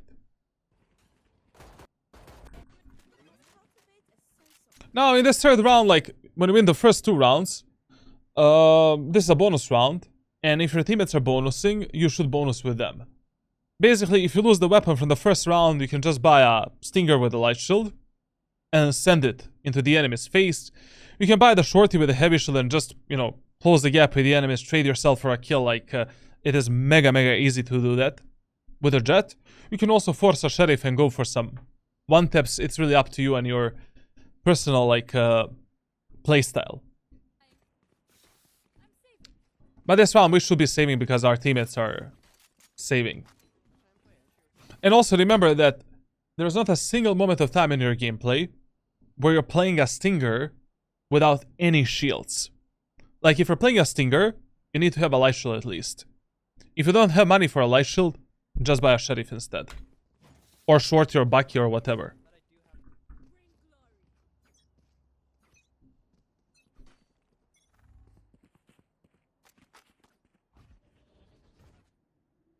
Okay. Listen, remember, like, no matter how fast you run in the aiming area of the map for that peak there, like, no matter how fast you do this, enemies always have a chance to get into this angle. So if your teammates already make footsteps, jump spot the enemies, and then take a fight. Or pre-aim this position and then move forward.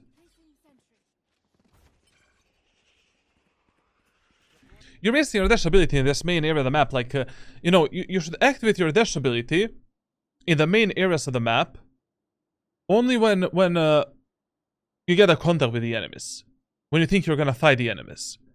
But in the previous 2 rounds, enemies didn't fight at all in the aim-in and beam-in area of the map. And already the second time, we don't have a dash ability to enter the bomb site.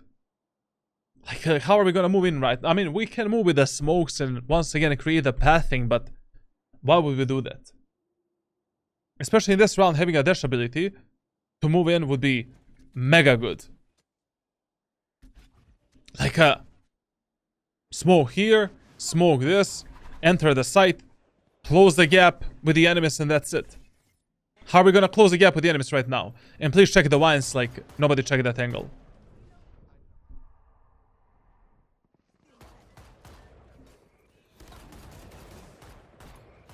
What the fuck are these smokes?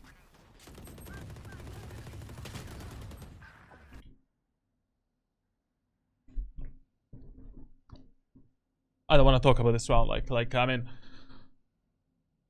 I mean, yes, your job in bonus rounds, eco rounds, is to act more as a kamikaze.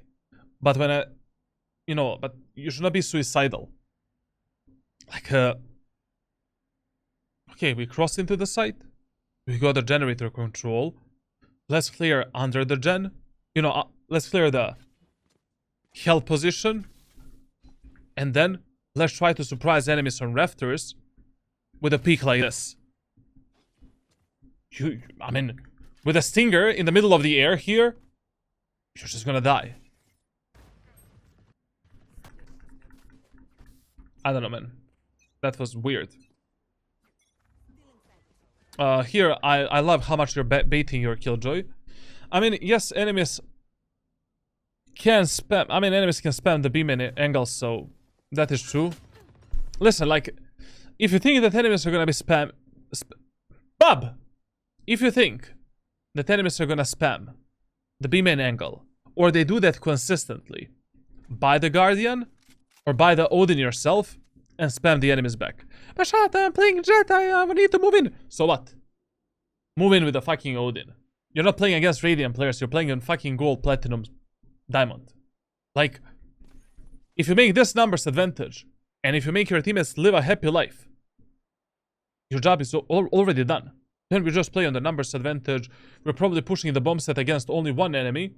We dash towards the switch, close the doors, play a refrag game, and that's it. And it is so easy to counter this spray and to find the body of the enemies based on the bullet trajectory.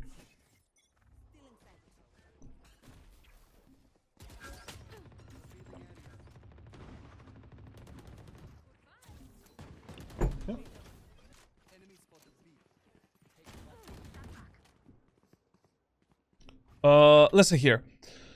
Whenever you exchange a few numbers with the enemies, so the round becomes like 3 versus 3, 2 versus 2, 4 versus 4, or you make a numbers advantage.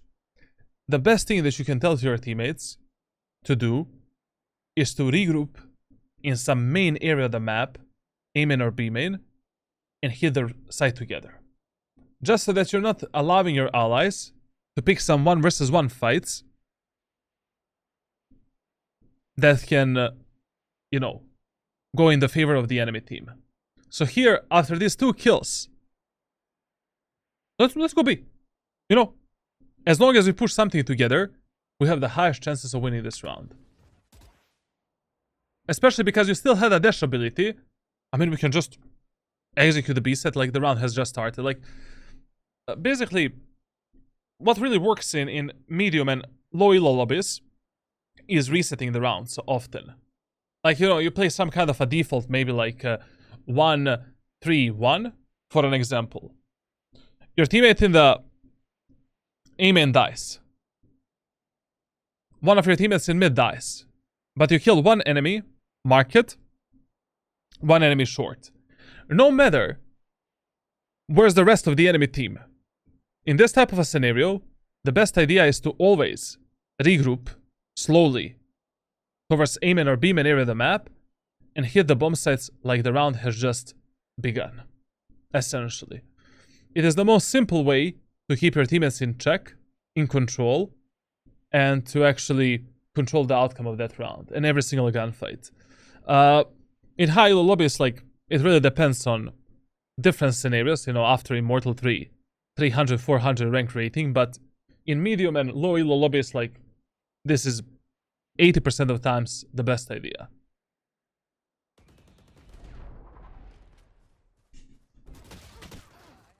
Like here, isolating this fight, I don't even want to talk about this. Like, why would we even fight here?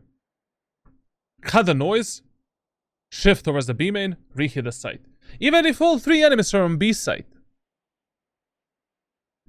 what are they gonna do?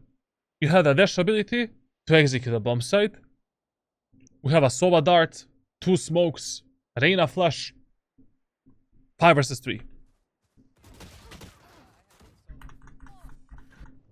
Holy shit, did we lose this round? Well, almost, man. Like, the round went from 5v3 to 1 versus 1. Crazy stuff.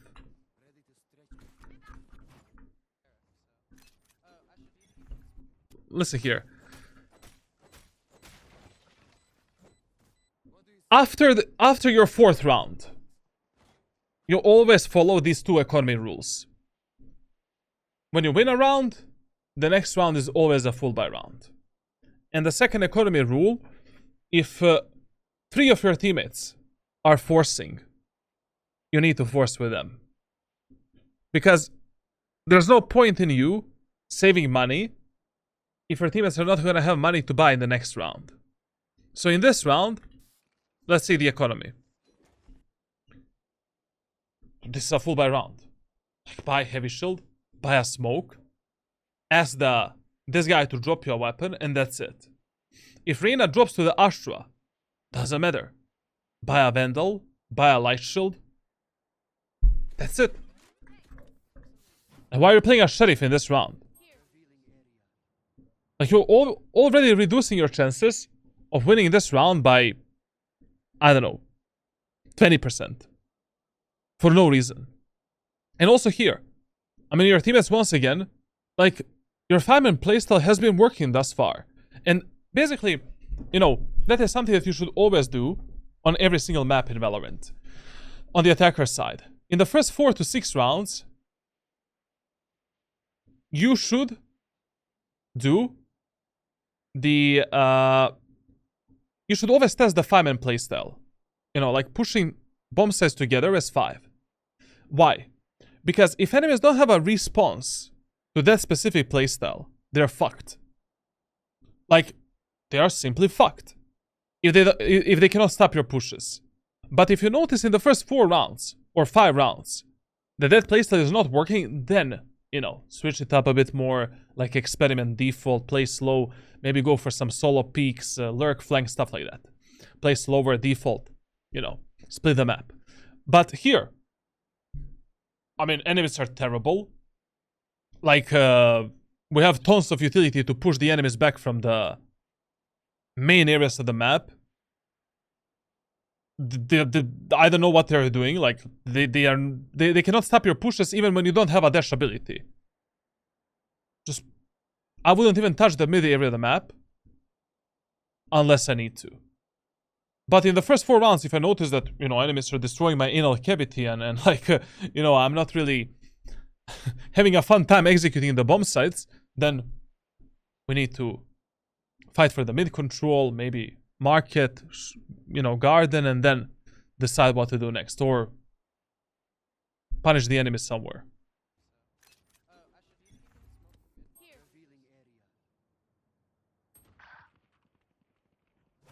Okay, we got a weapon at least.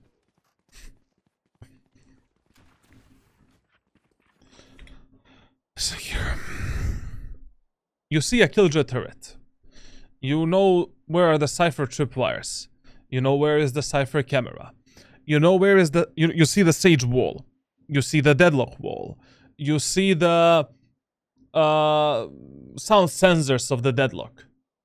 Destroy all of that utility before you rotate from that area of the map. Like, no matter what you do during that round, you should destroy that piece of utility to apply additional layer of pressure onto the enemies and then move on with the round. as long as the enemies have a deadlock wall here, they can turn their focus primarily onto the short, mid, and B site. So for 40 seconds, they don't really need to worry about that aim and push.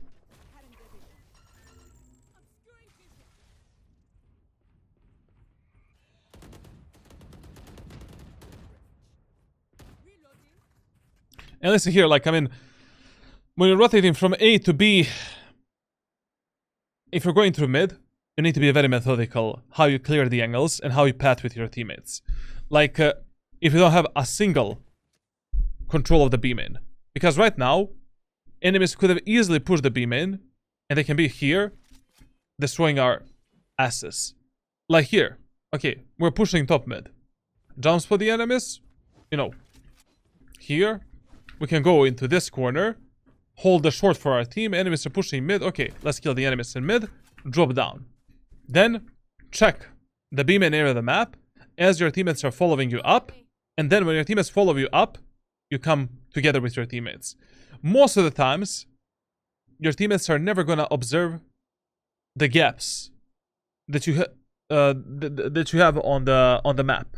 Like, there is no way that your teammates are gonna be aware that enemies could have pushed the B main area of the map in this round.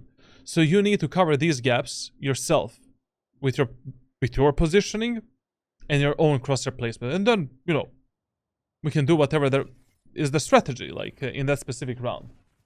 Sorry, I'm mega tired. You see here, like, I mean, that Sova should have got a kill on you. To be honest, you should have been dead right now. You deserve to be dead.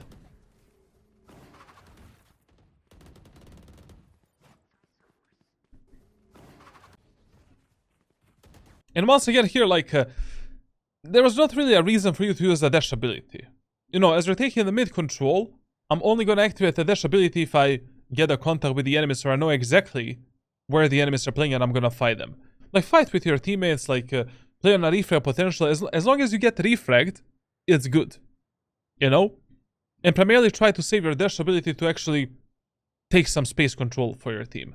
Unless you, I don't know, you see the enemies on short, okay, activate your dash ability and take the enemies on short, obviously. And here, when enemy Omen died, going through the B main is okay, but I would go a bit slower and push the B set together, because we know that Deadlock is the A player, and also the Jett was the A player as well.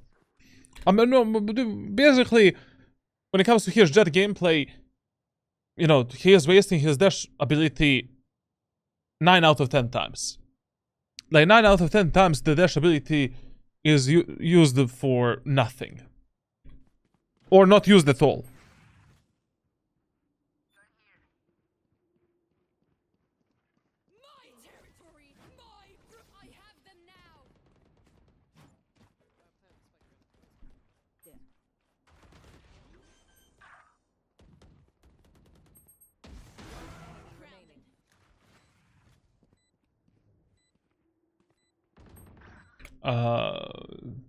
You know that, I mean, this is just map awareness, to be honest, like nothing else. I mean, he knew that Deadlock did the ultimate from the CT. I don't know how Deadlock can be behind us, to be honest.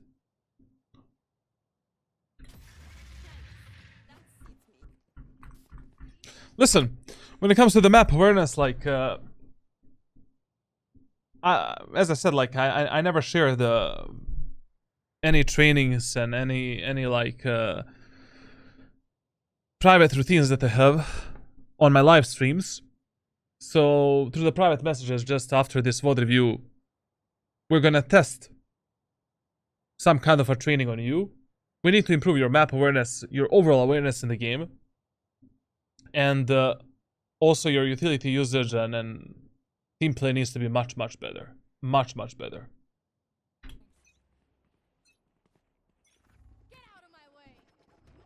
Listen, like, this is something that I wanted to talk about on a defender side as well, not only attack. Whenever you hear the enemy's Jett using the ultimate, as soon as the round started, always pre-aim high up positions of that specific area of the map that you're holding. Because chances are really high that enemy Jett is gonna go for this type of a play, you know, this type of a play, or in this example, like on a defender side, this type of a play. Like, there was an example on a defender side where you were holding the top mid, you know, like this. But against the Jett with the ultimate, I would actually just hold tighter angle where I don't need to commit to the fight here and just look all the way up here. Or, you know, you were holding the bottom mid here. I would not even hold that shit. I'll just hold the pizza and aim up high. And if the enemies are pushing through lower ground, I'll isolate the enemies in this, like, mid area of the map. Or, you know, you're holding the B site. You hear the enemy Jett using the dash ability. You're holding it from the speedway or from the stairs. Pre-aim up there.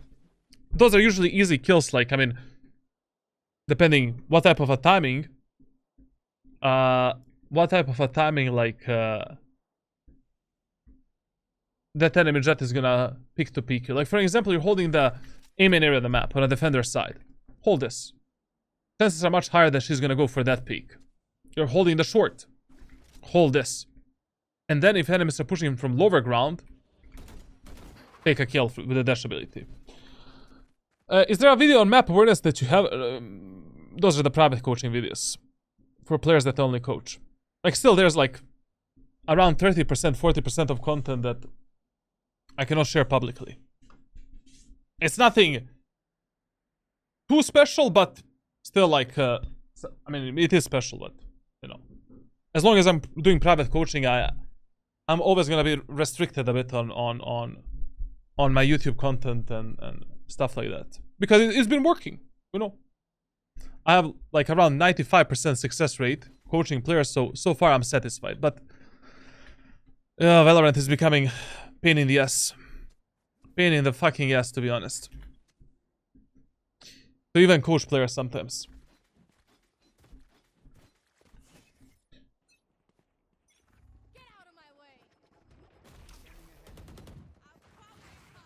That Astra knows, man. That Astra knows.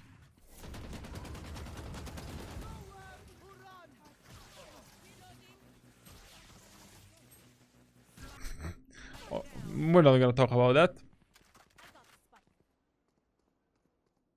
I mean, taking that ultimate shot was just stupid. And anyways, man, like, listen. I promise to you. Enemies that have only one sentinel or 0 sentinels. I mean, in this match, enemies have 0 sentinels. Like, Deadlock is not a sentinel. Deadlock is shit. On Ascent, if you prioritize A site more than B site, you will have at least 30% more rounds won in low elo and medium elo. At least 30%.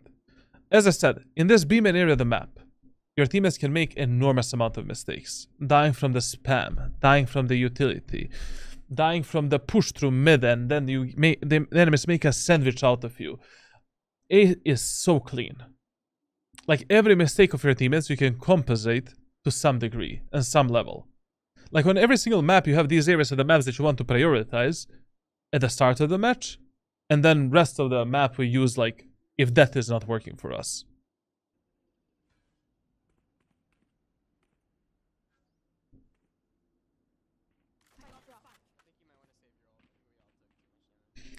But how do I know if I play good or the enemies are worse? Basically, if you make a bad play or a suboptimal play and it still works, enemies are bad. And that's it. If you make an optimal play and it works, you're better.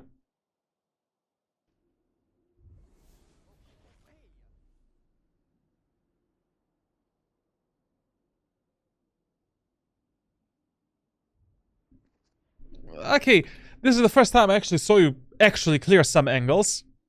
It can be a bit better, a bit more methodical. You know, you can cut the pie a bit better, like moving in and out. So we'll focus on that as well in your training. So some of the positions you just don't even check, to be honest. And please, like, actually, this is something that we noticed a long time ago. And I didn't speak about it at all. You're never using your dash ability as a recon tool. In the middle of your dash ability, no matter where you're dashing, you should be getting the information for yourself and for your teammates, for your crosser.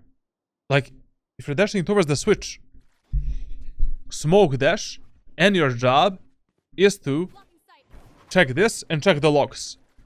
Or at least check this. And then we focus on the logs, and that's it. Also, I don't know why you're dashing without the smoke.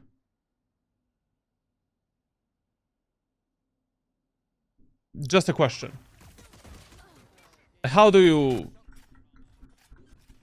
expect to enter that position without the smoke? Cray, man.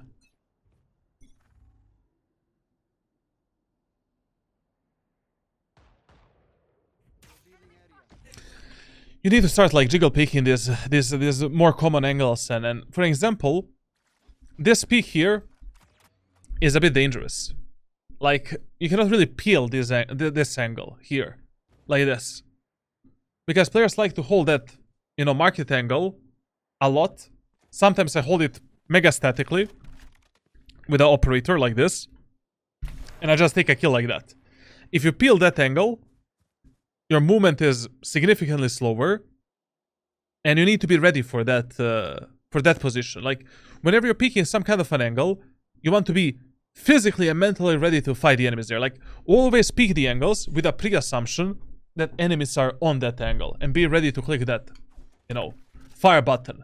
Like, if I'm clearing this area of the map, jump spot this, and now jiggle peek, you know, and I'm ready to fight.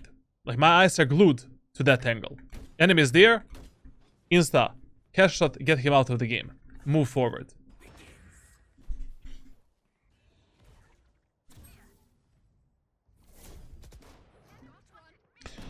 What is this economy management, man? I mean, these guys are platinums and golds. Like, I'm into platinums and golds. Like, the second. How does the Reyna has a sheriff? And you have a Vandal, Phantom. Fuck, and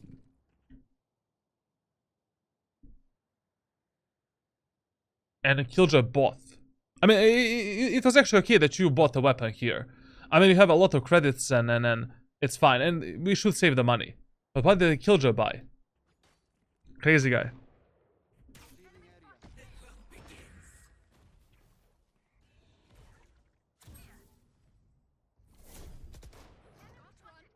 But the crazy guy gets a kill, huh? Listen, whenever you're destroying some kind of a piece of utility, like such as walls, you know, turrets, shit, walls, stuff like that. If your whole team is focused on destroying that piece of utility, you should hold the angles for them. Because right now, while you and Reyna are destroying this wall, someone can peek you from the short and then bob up. 2 headshots, 2 kills. No one is holding you. So pay attention, like, whenever you're destroying some piece of utility or spamming something, if any of your teammates are actually holding the peaks for you from different angles. Because if they're not, then that is your job.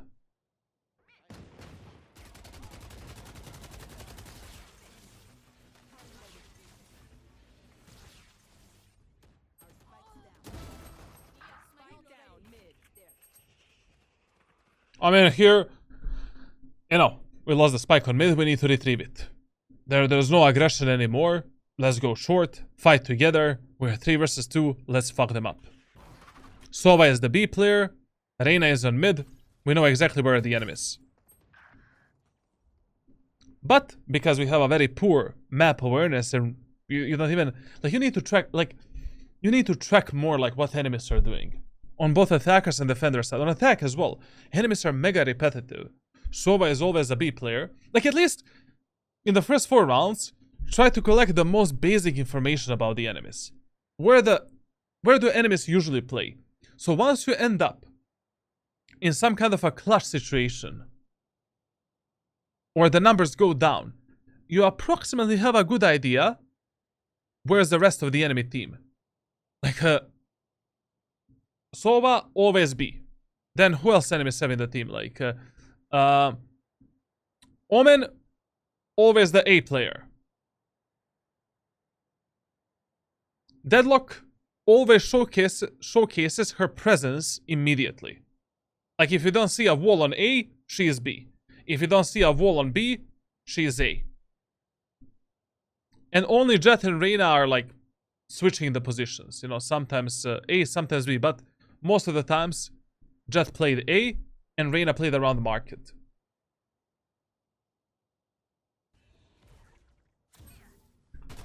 You need to track this information. Because right now, you know, we know that both enemies are on mid.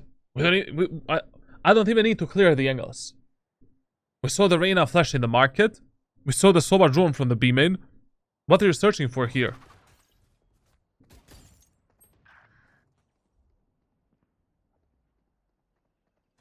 And also, another mistake that you can make, whenever you are 2 versus 2, or 3 versus 3, or both attackers and defender side, always play together, if you can. And no matter what, once again, you will have the highest chances of winning that round.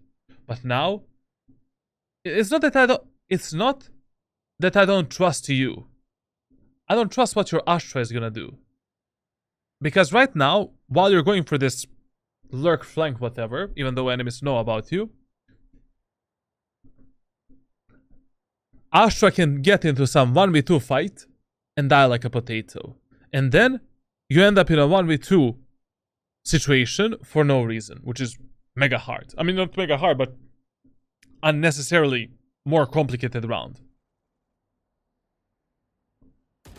Or you die because enemies heard you, and then Astra dies in a 1v2. Especially in low elo, like between Iron 1 and Diamond 3. The less you complicate the rounds, the more success you're gonna find. Very basic rules you should follow, like very basic setups.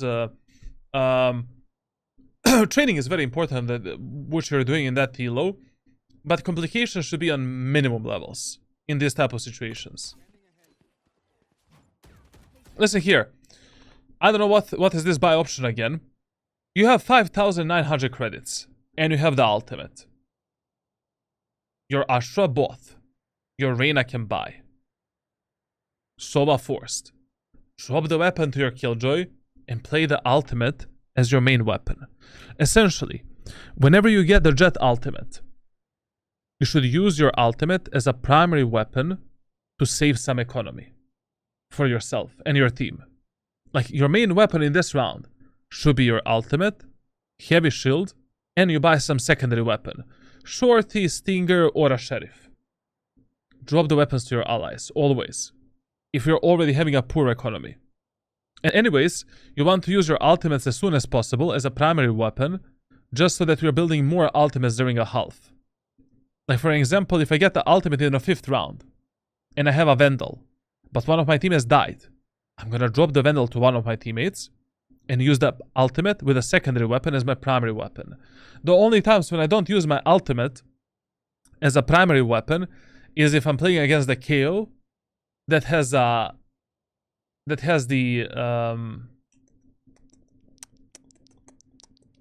ultimate.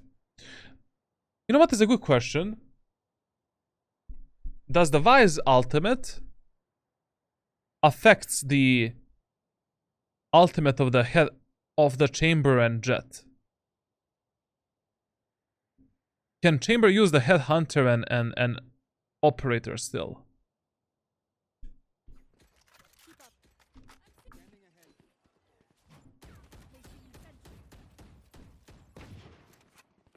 Basically, what you need to work on as well a bit more is like your economy management. But we already talked about that in the tracker review. Like, I feel that some of the rounds, you're hurting your win potential of some of the rounds only because of the buy options that you go for.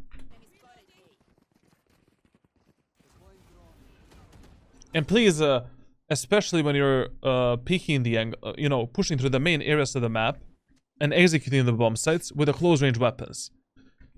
You don't want to take these fights. Who the fuck you're gonna fight with a Spectre here? What, you're gonna kill an enemy with a Vandal there, with a Spectre? Give me a break. Like, jump spot the enemies? You know? Smoke the choke point. Use a second smoke, get the fuck out. Close the gap with the enemies as soon as possible. And then kill them in a close range gunfight.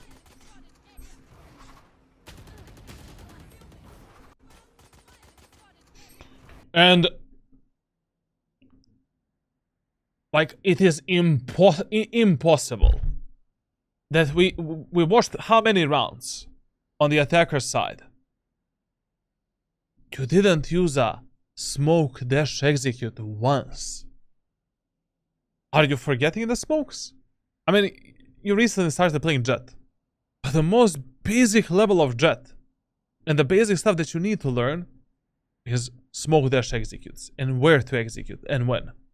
That is the most important stuff. Everything else is, okay, I mean, is important, but not that important. Like, every time you dash into the site without a cover for yourself. And the second thing that you're not doing, you're never getting information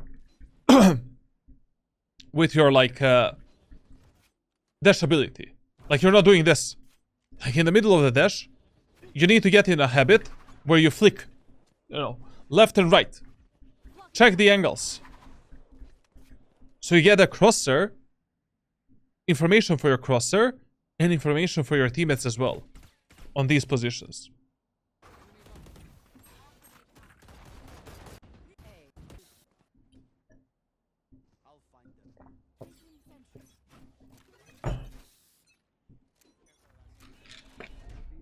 Okay, that's the first aggression. I mean, someone is playing aggro here. Probably the Jett is peeking this angle. You know, if you see that type of a flash, like, someone is in the... Where the fuck is my... Someone is in the B main area of the map right now. So we need to get ready to play with the Killjoy. Get ready. I mean, that shit was very obvious, but a good refrag. Good refrag.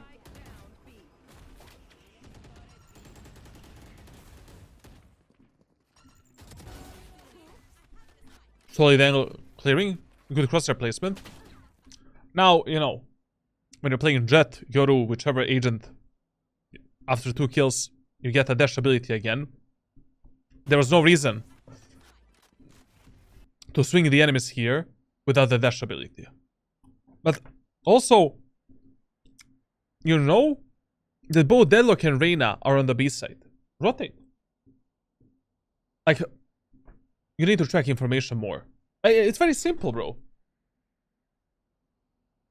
Nanos from just hit you. Reyna just did a leer. Omen is alone on A side. Rotate. Now the A side is clear, very good.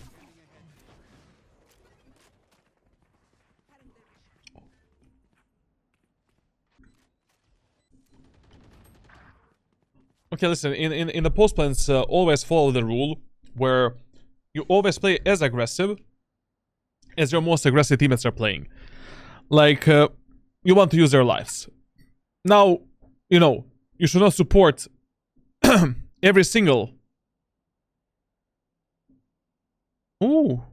Oh! They sent me my mousepad, bro. Just a second. My mousepad has just been sent from the FedEx. Okay. Okay. And a new keyboard. And only the mouse is left. I need to see, like, I want to buy the new... I want to buy some IEMs to test, but I don't know which ones to get. Okay, play as aggressive as your most aggressive teammate is playing in the post plants. Like, but if you have some other win condition, then like you know, play like around that win condition. Like for example, I don't know, your killjoy has the ultimate.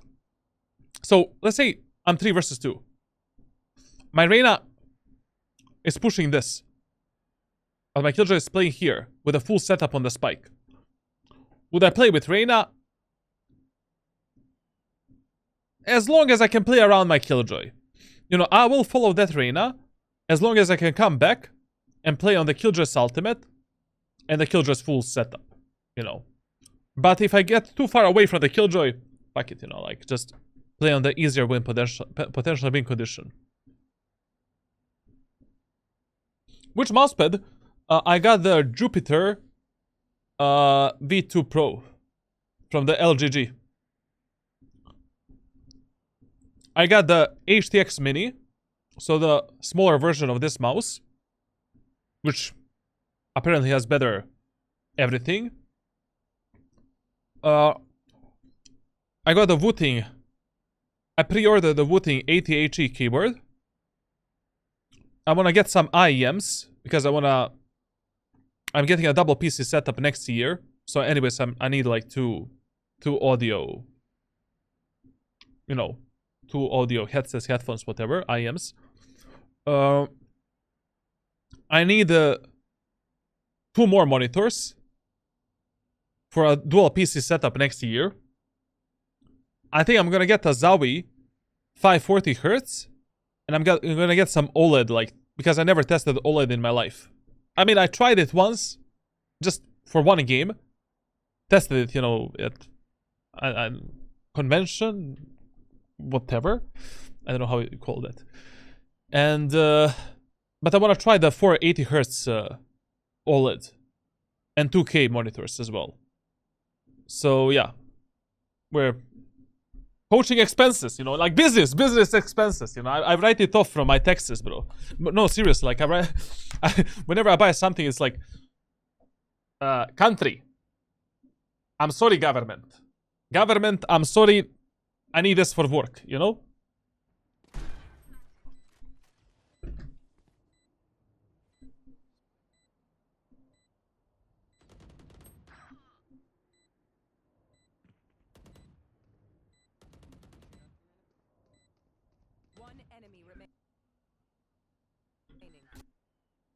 I thought the other day, what guarantees that someone doesn't share the playbook info? Brother. The playbook is already around 400 gigabytes. It's a pain in the ass to download and watch one video, let alone download all 400 gigabytes and upload them somewhere else. And anyways, like I've made some copyright shit, like I'm ready to strike down everyone, no problem. You're gonna get sued for a lot of stuff. But it's pain in the ass to you know, to do that, essentially.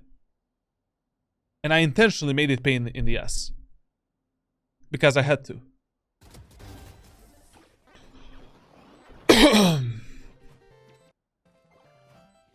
So if somebody really wants to learn how to play Valorant and you know what to do, I mean, they're gonna go through a bit of pain in the ass, you know.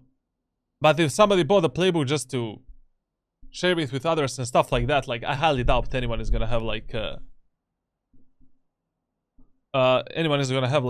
willpower to do that. To be honest, you really need to have you need to be a special type of being to be that retarded, to be honest. Like, I mean, it also depends what type of internet you have, you know. Because you can watch all of the videos straight from the website. Like, downloading the videos is pain in the ass. But watching them on the website, like, it should be smooth. It doesn't matter.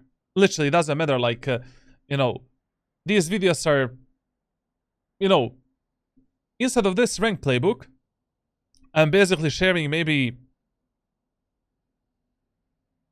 you know, 20% of stuff. listen, the main purpose of the ranked playbook is to cut down my coaching time, and so that I don't need, when people buy my private coaching, I don't need to talk about the agents. You know? Like, that is the main reason why I'm doing the playbook. And that's it. I don't want to talk about the executes. I don't want to fucking talk about the maps.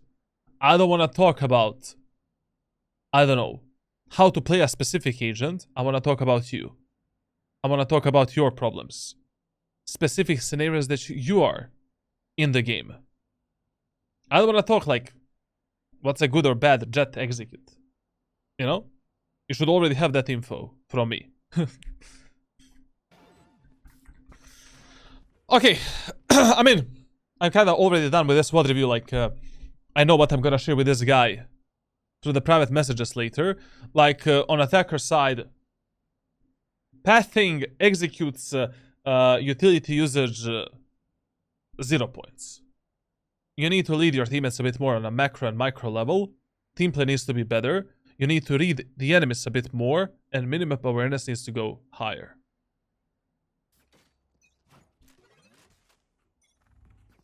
Tito Cruz, no problem, man.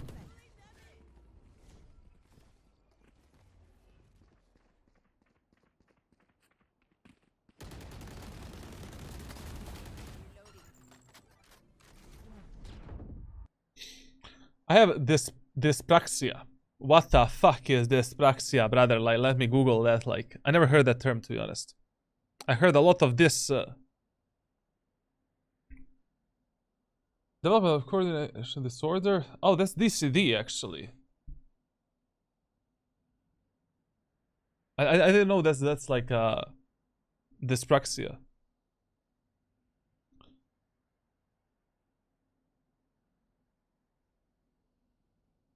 And sorry, man. Like, I never coached someone with this specific problem.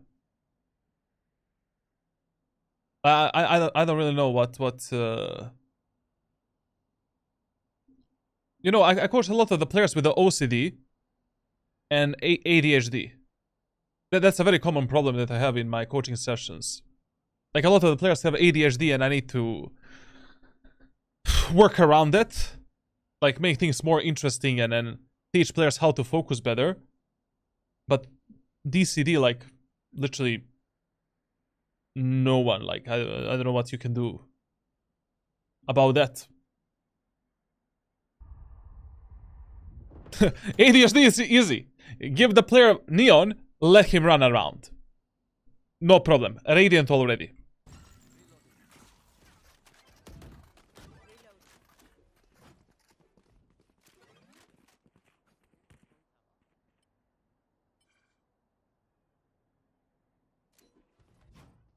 Ooh.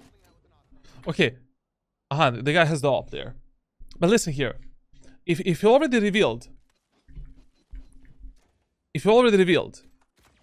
that one enemy has the op here, and you picked him from this angle, why don't you use the updraft ability and pick that enemy with the dash ability from upper box? Because when you use the updraft here, enemy that is bottom mid, you know, he doesn't really hear your updraft in real time. Like, you do this, and you do this. Easy. Let me just test something. What the fuck is this, bro? My ultimate is ready.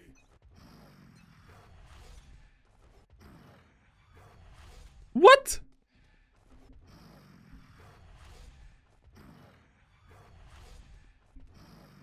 When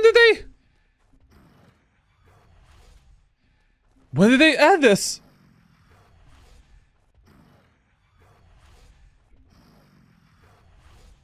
Cover going out.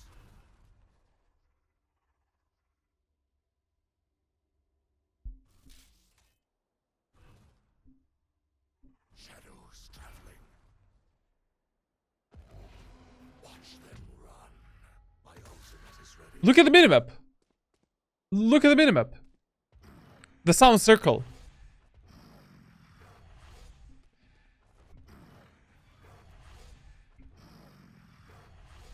This was not in the game, right? Stealing sight. Look at the Jett now. 30 seconds left. Thrifty. Like, you use the updrift. Let them try to catch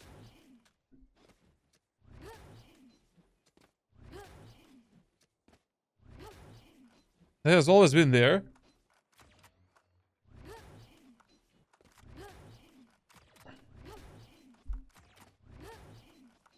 No. Like, I was making the rank playbook. And I can confirm that when I was making the Jett playbook, like, there's no fucking way this was in the game. Because I was explaining specifically, you know, that the updrift ability is very close to being to the sound circle, just a bit further. And I would have noticed on the minimap.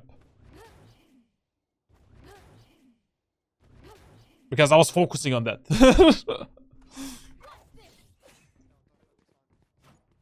I'll see you later. Maybe it's something they added this year, or I don't know. Probably with the latest Tom and buff, yeah, probably then, like.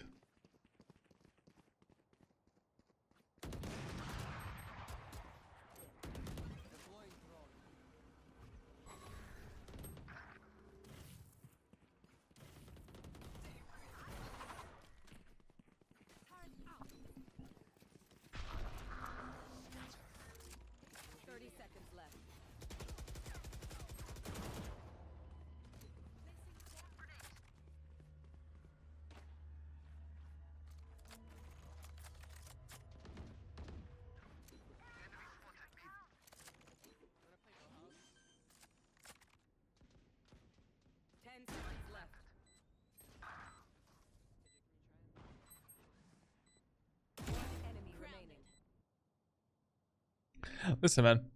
Like, in this last round, you literally made all of the mistakes from the previous rounds combined.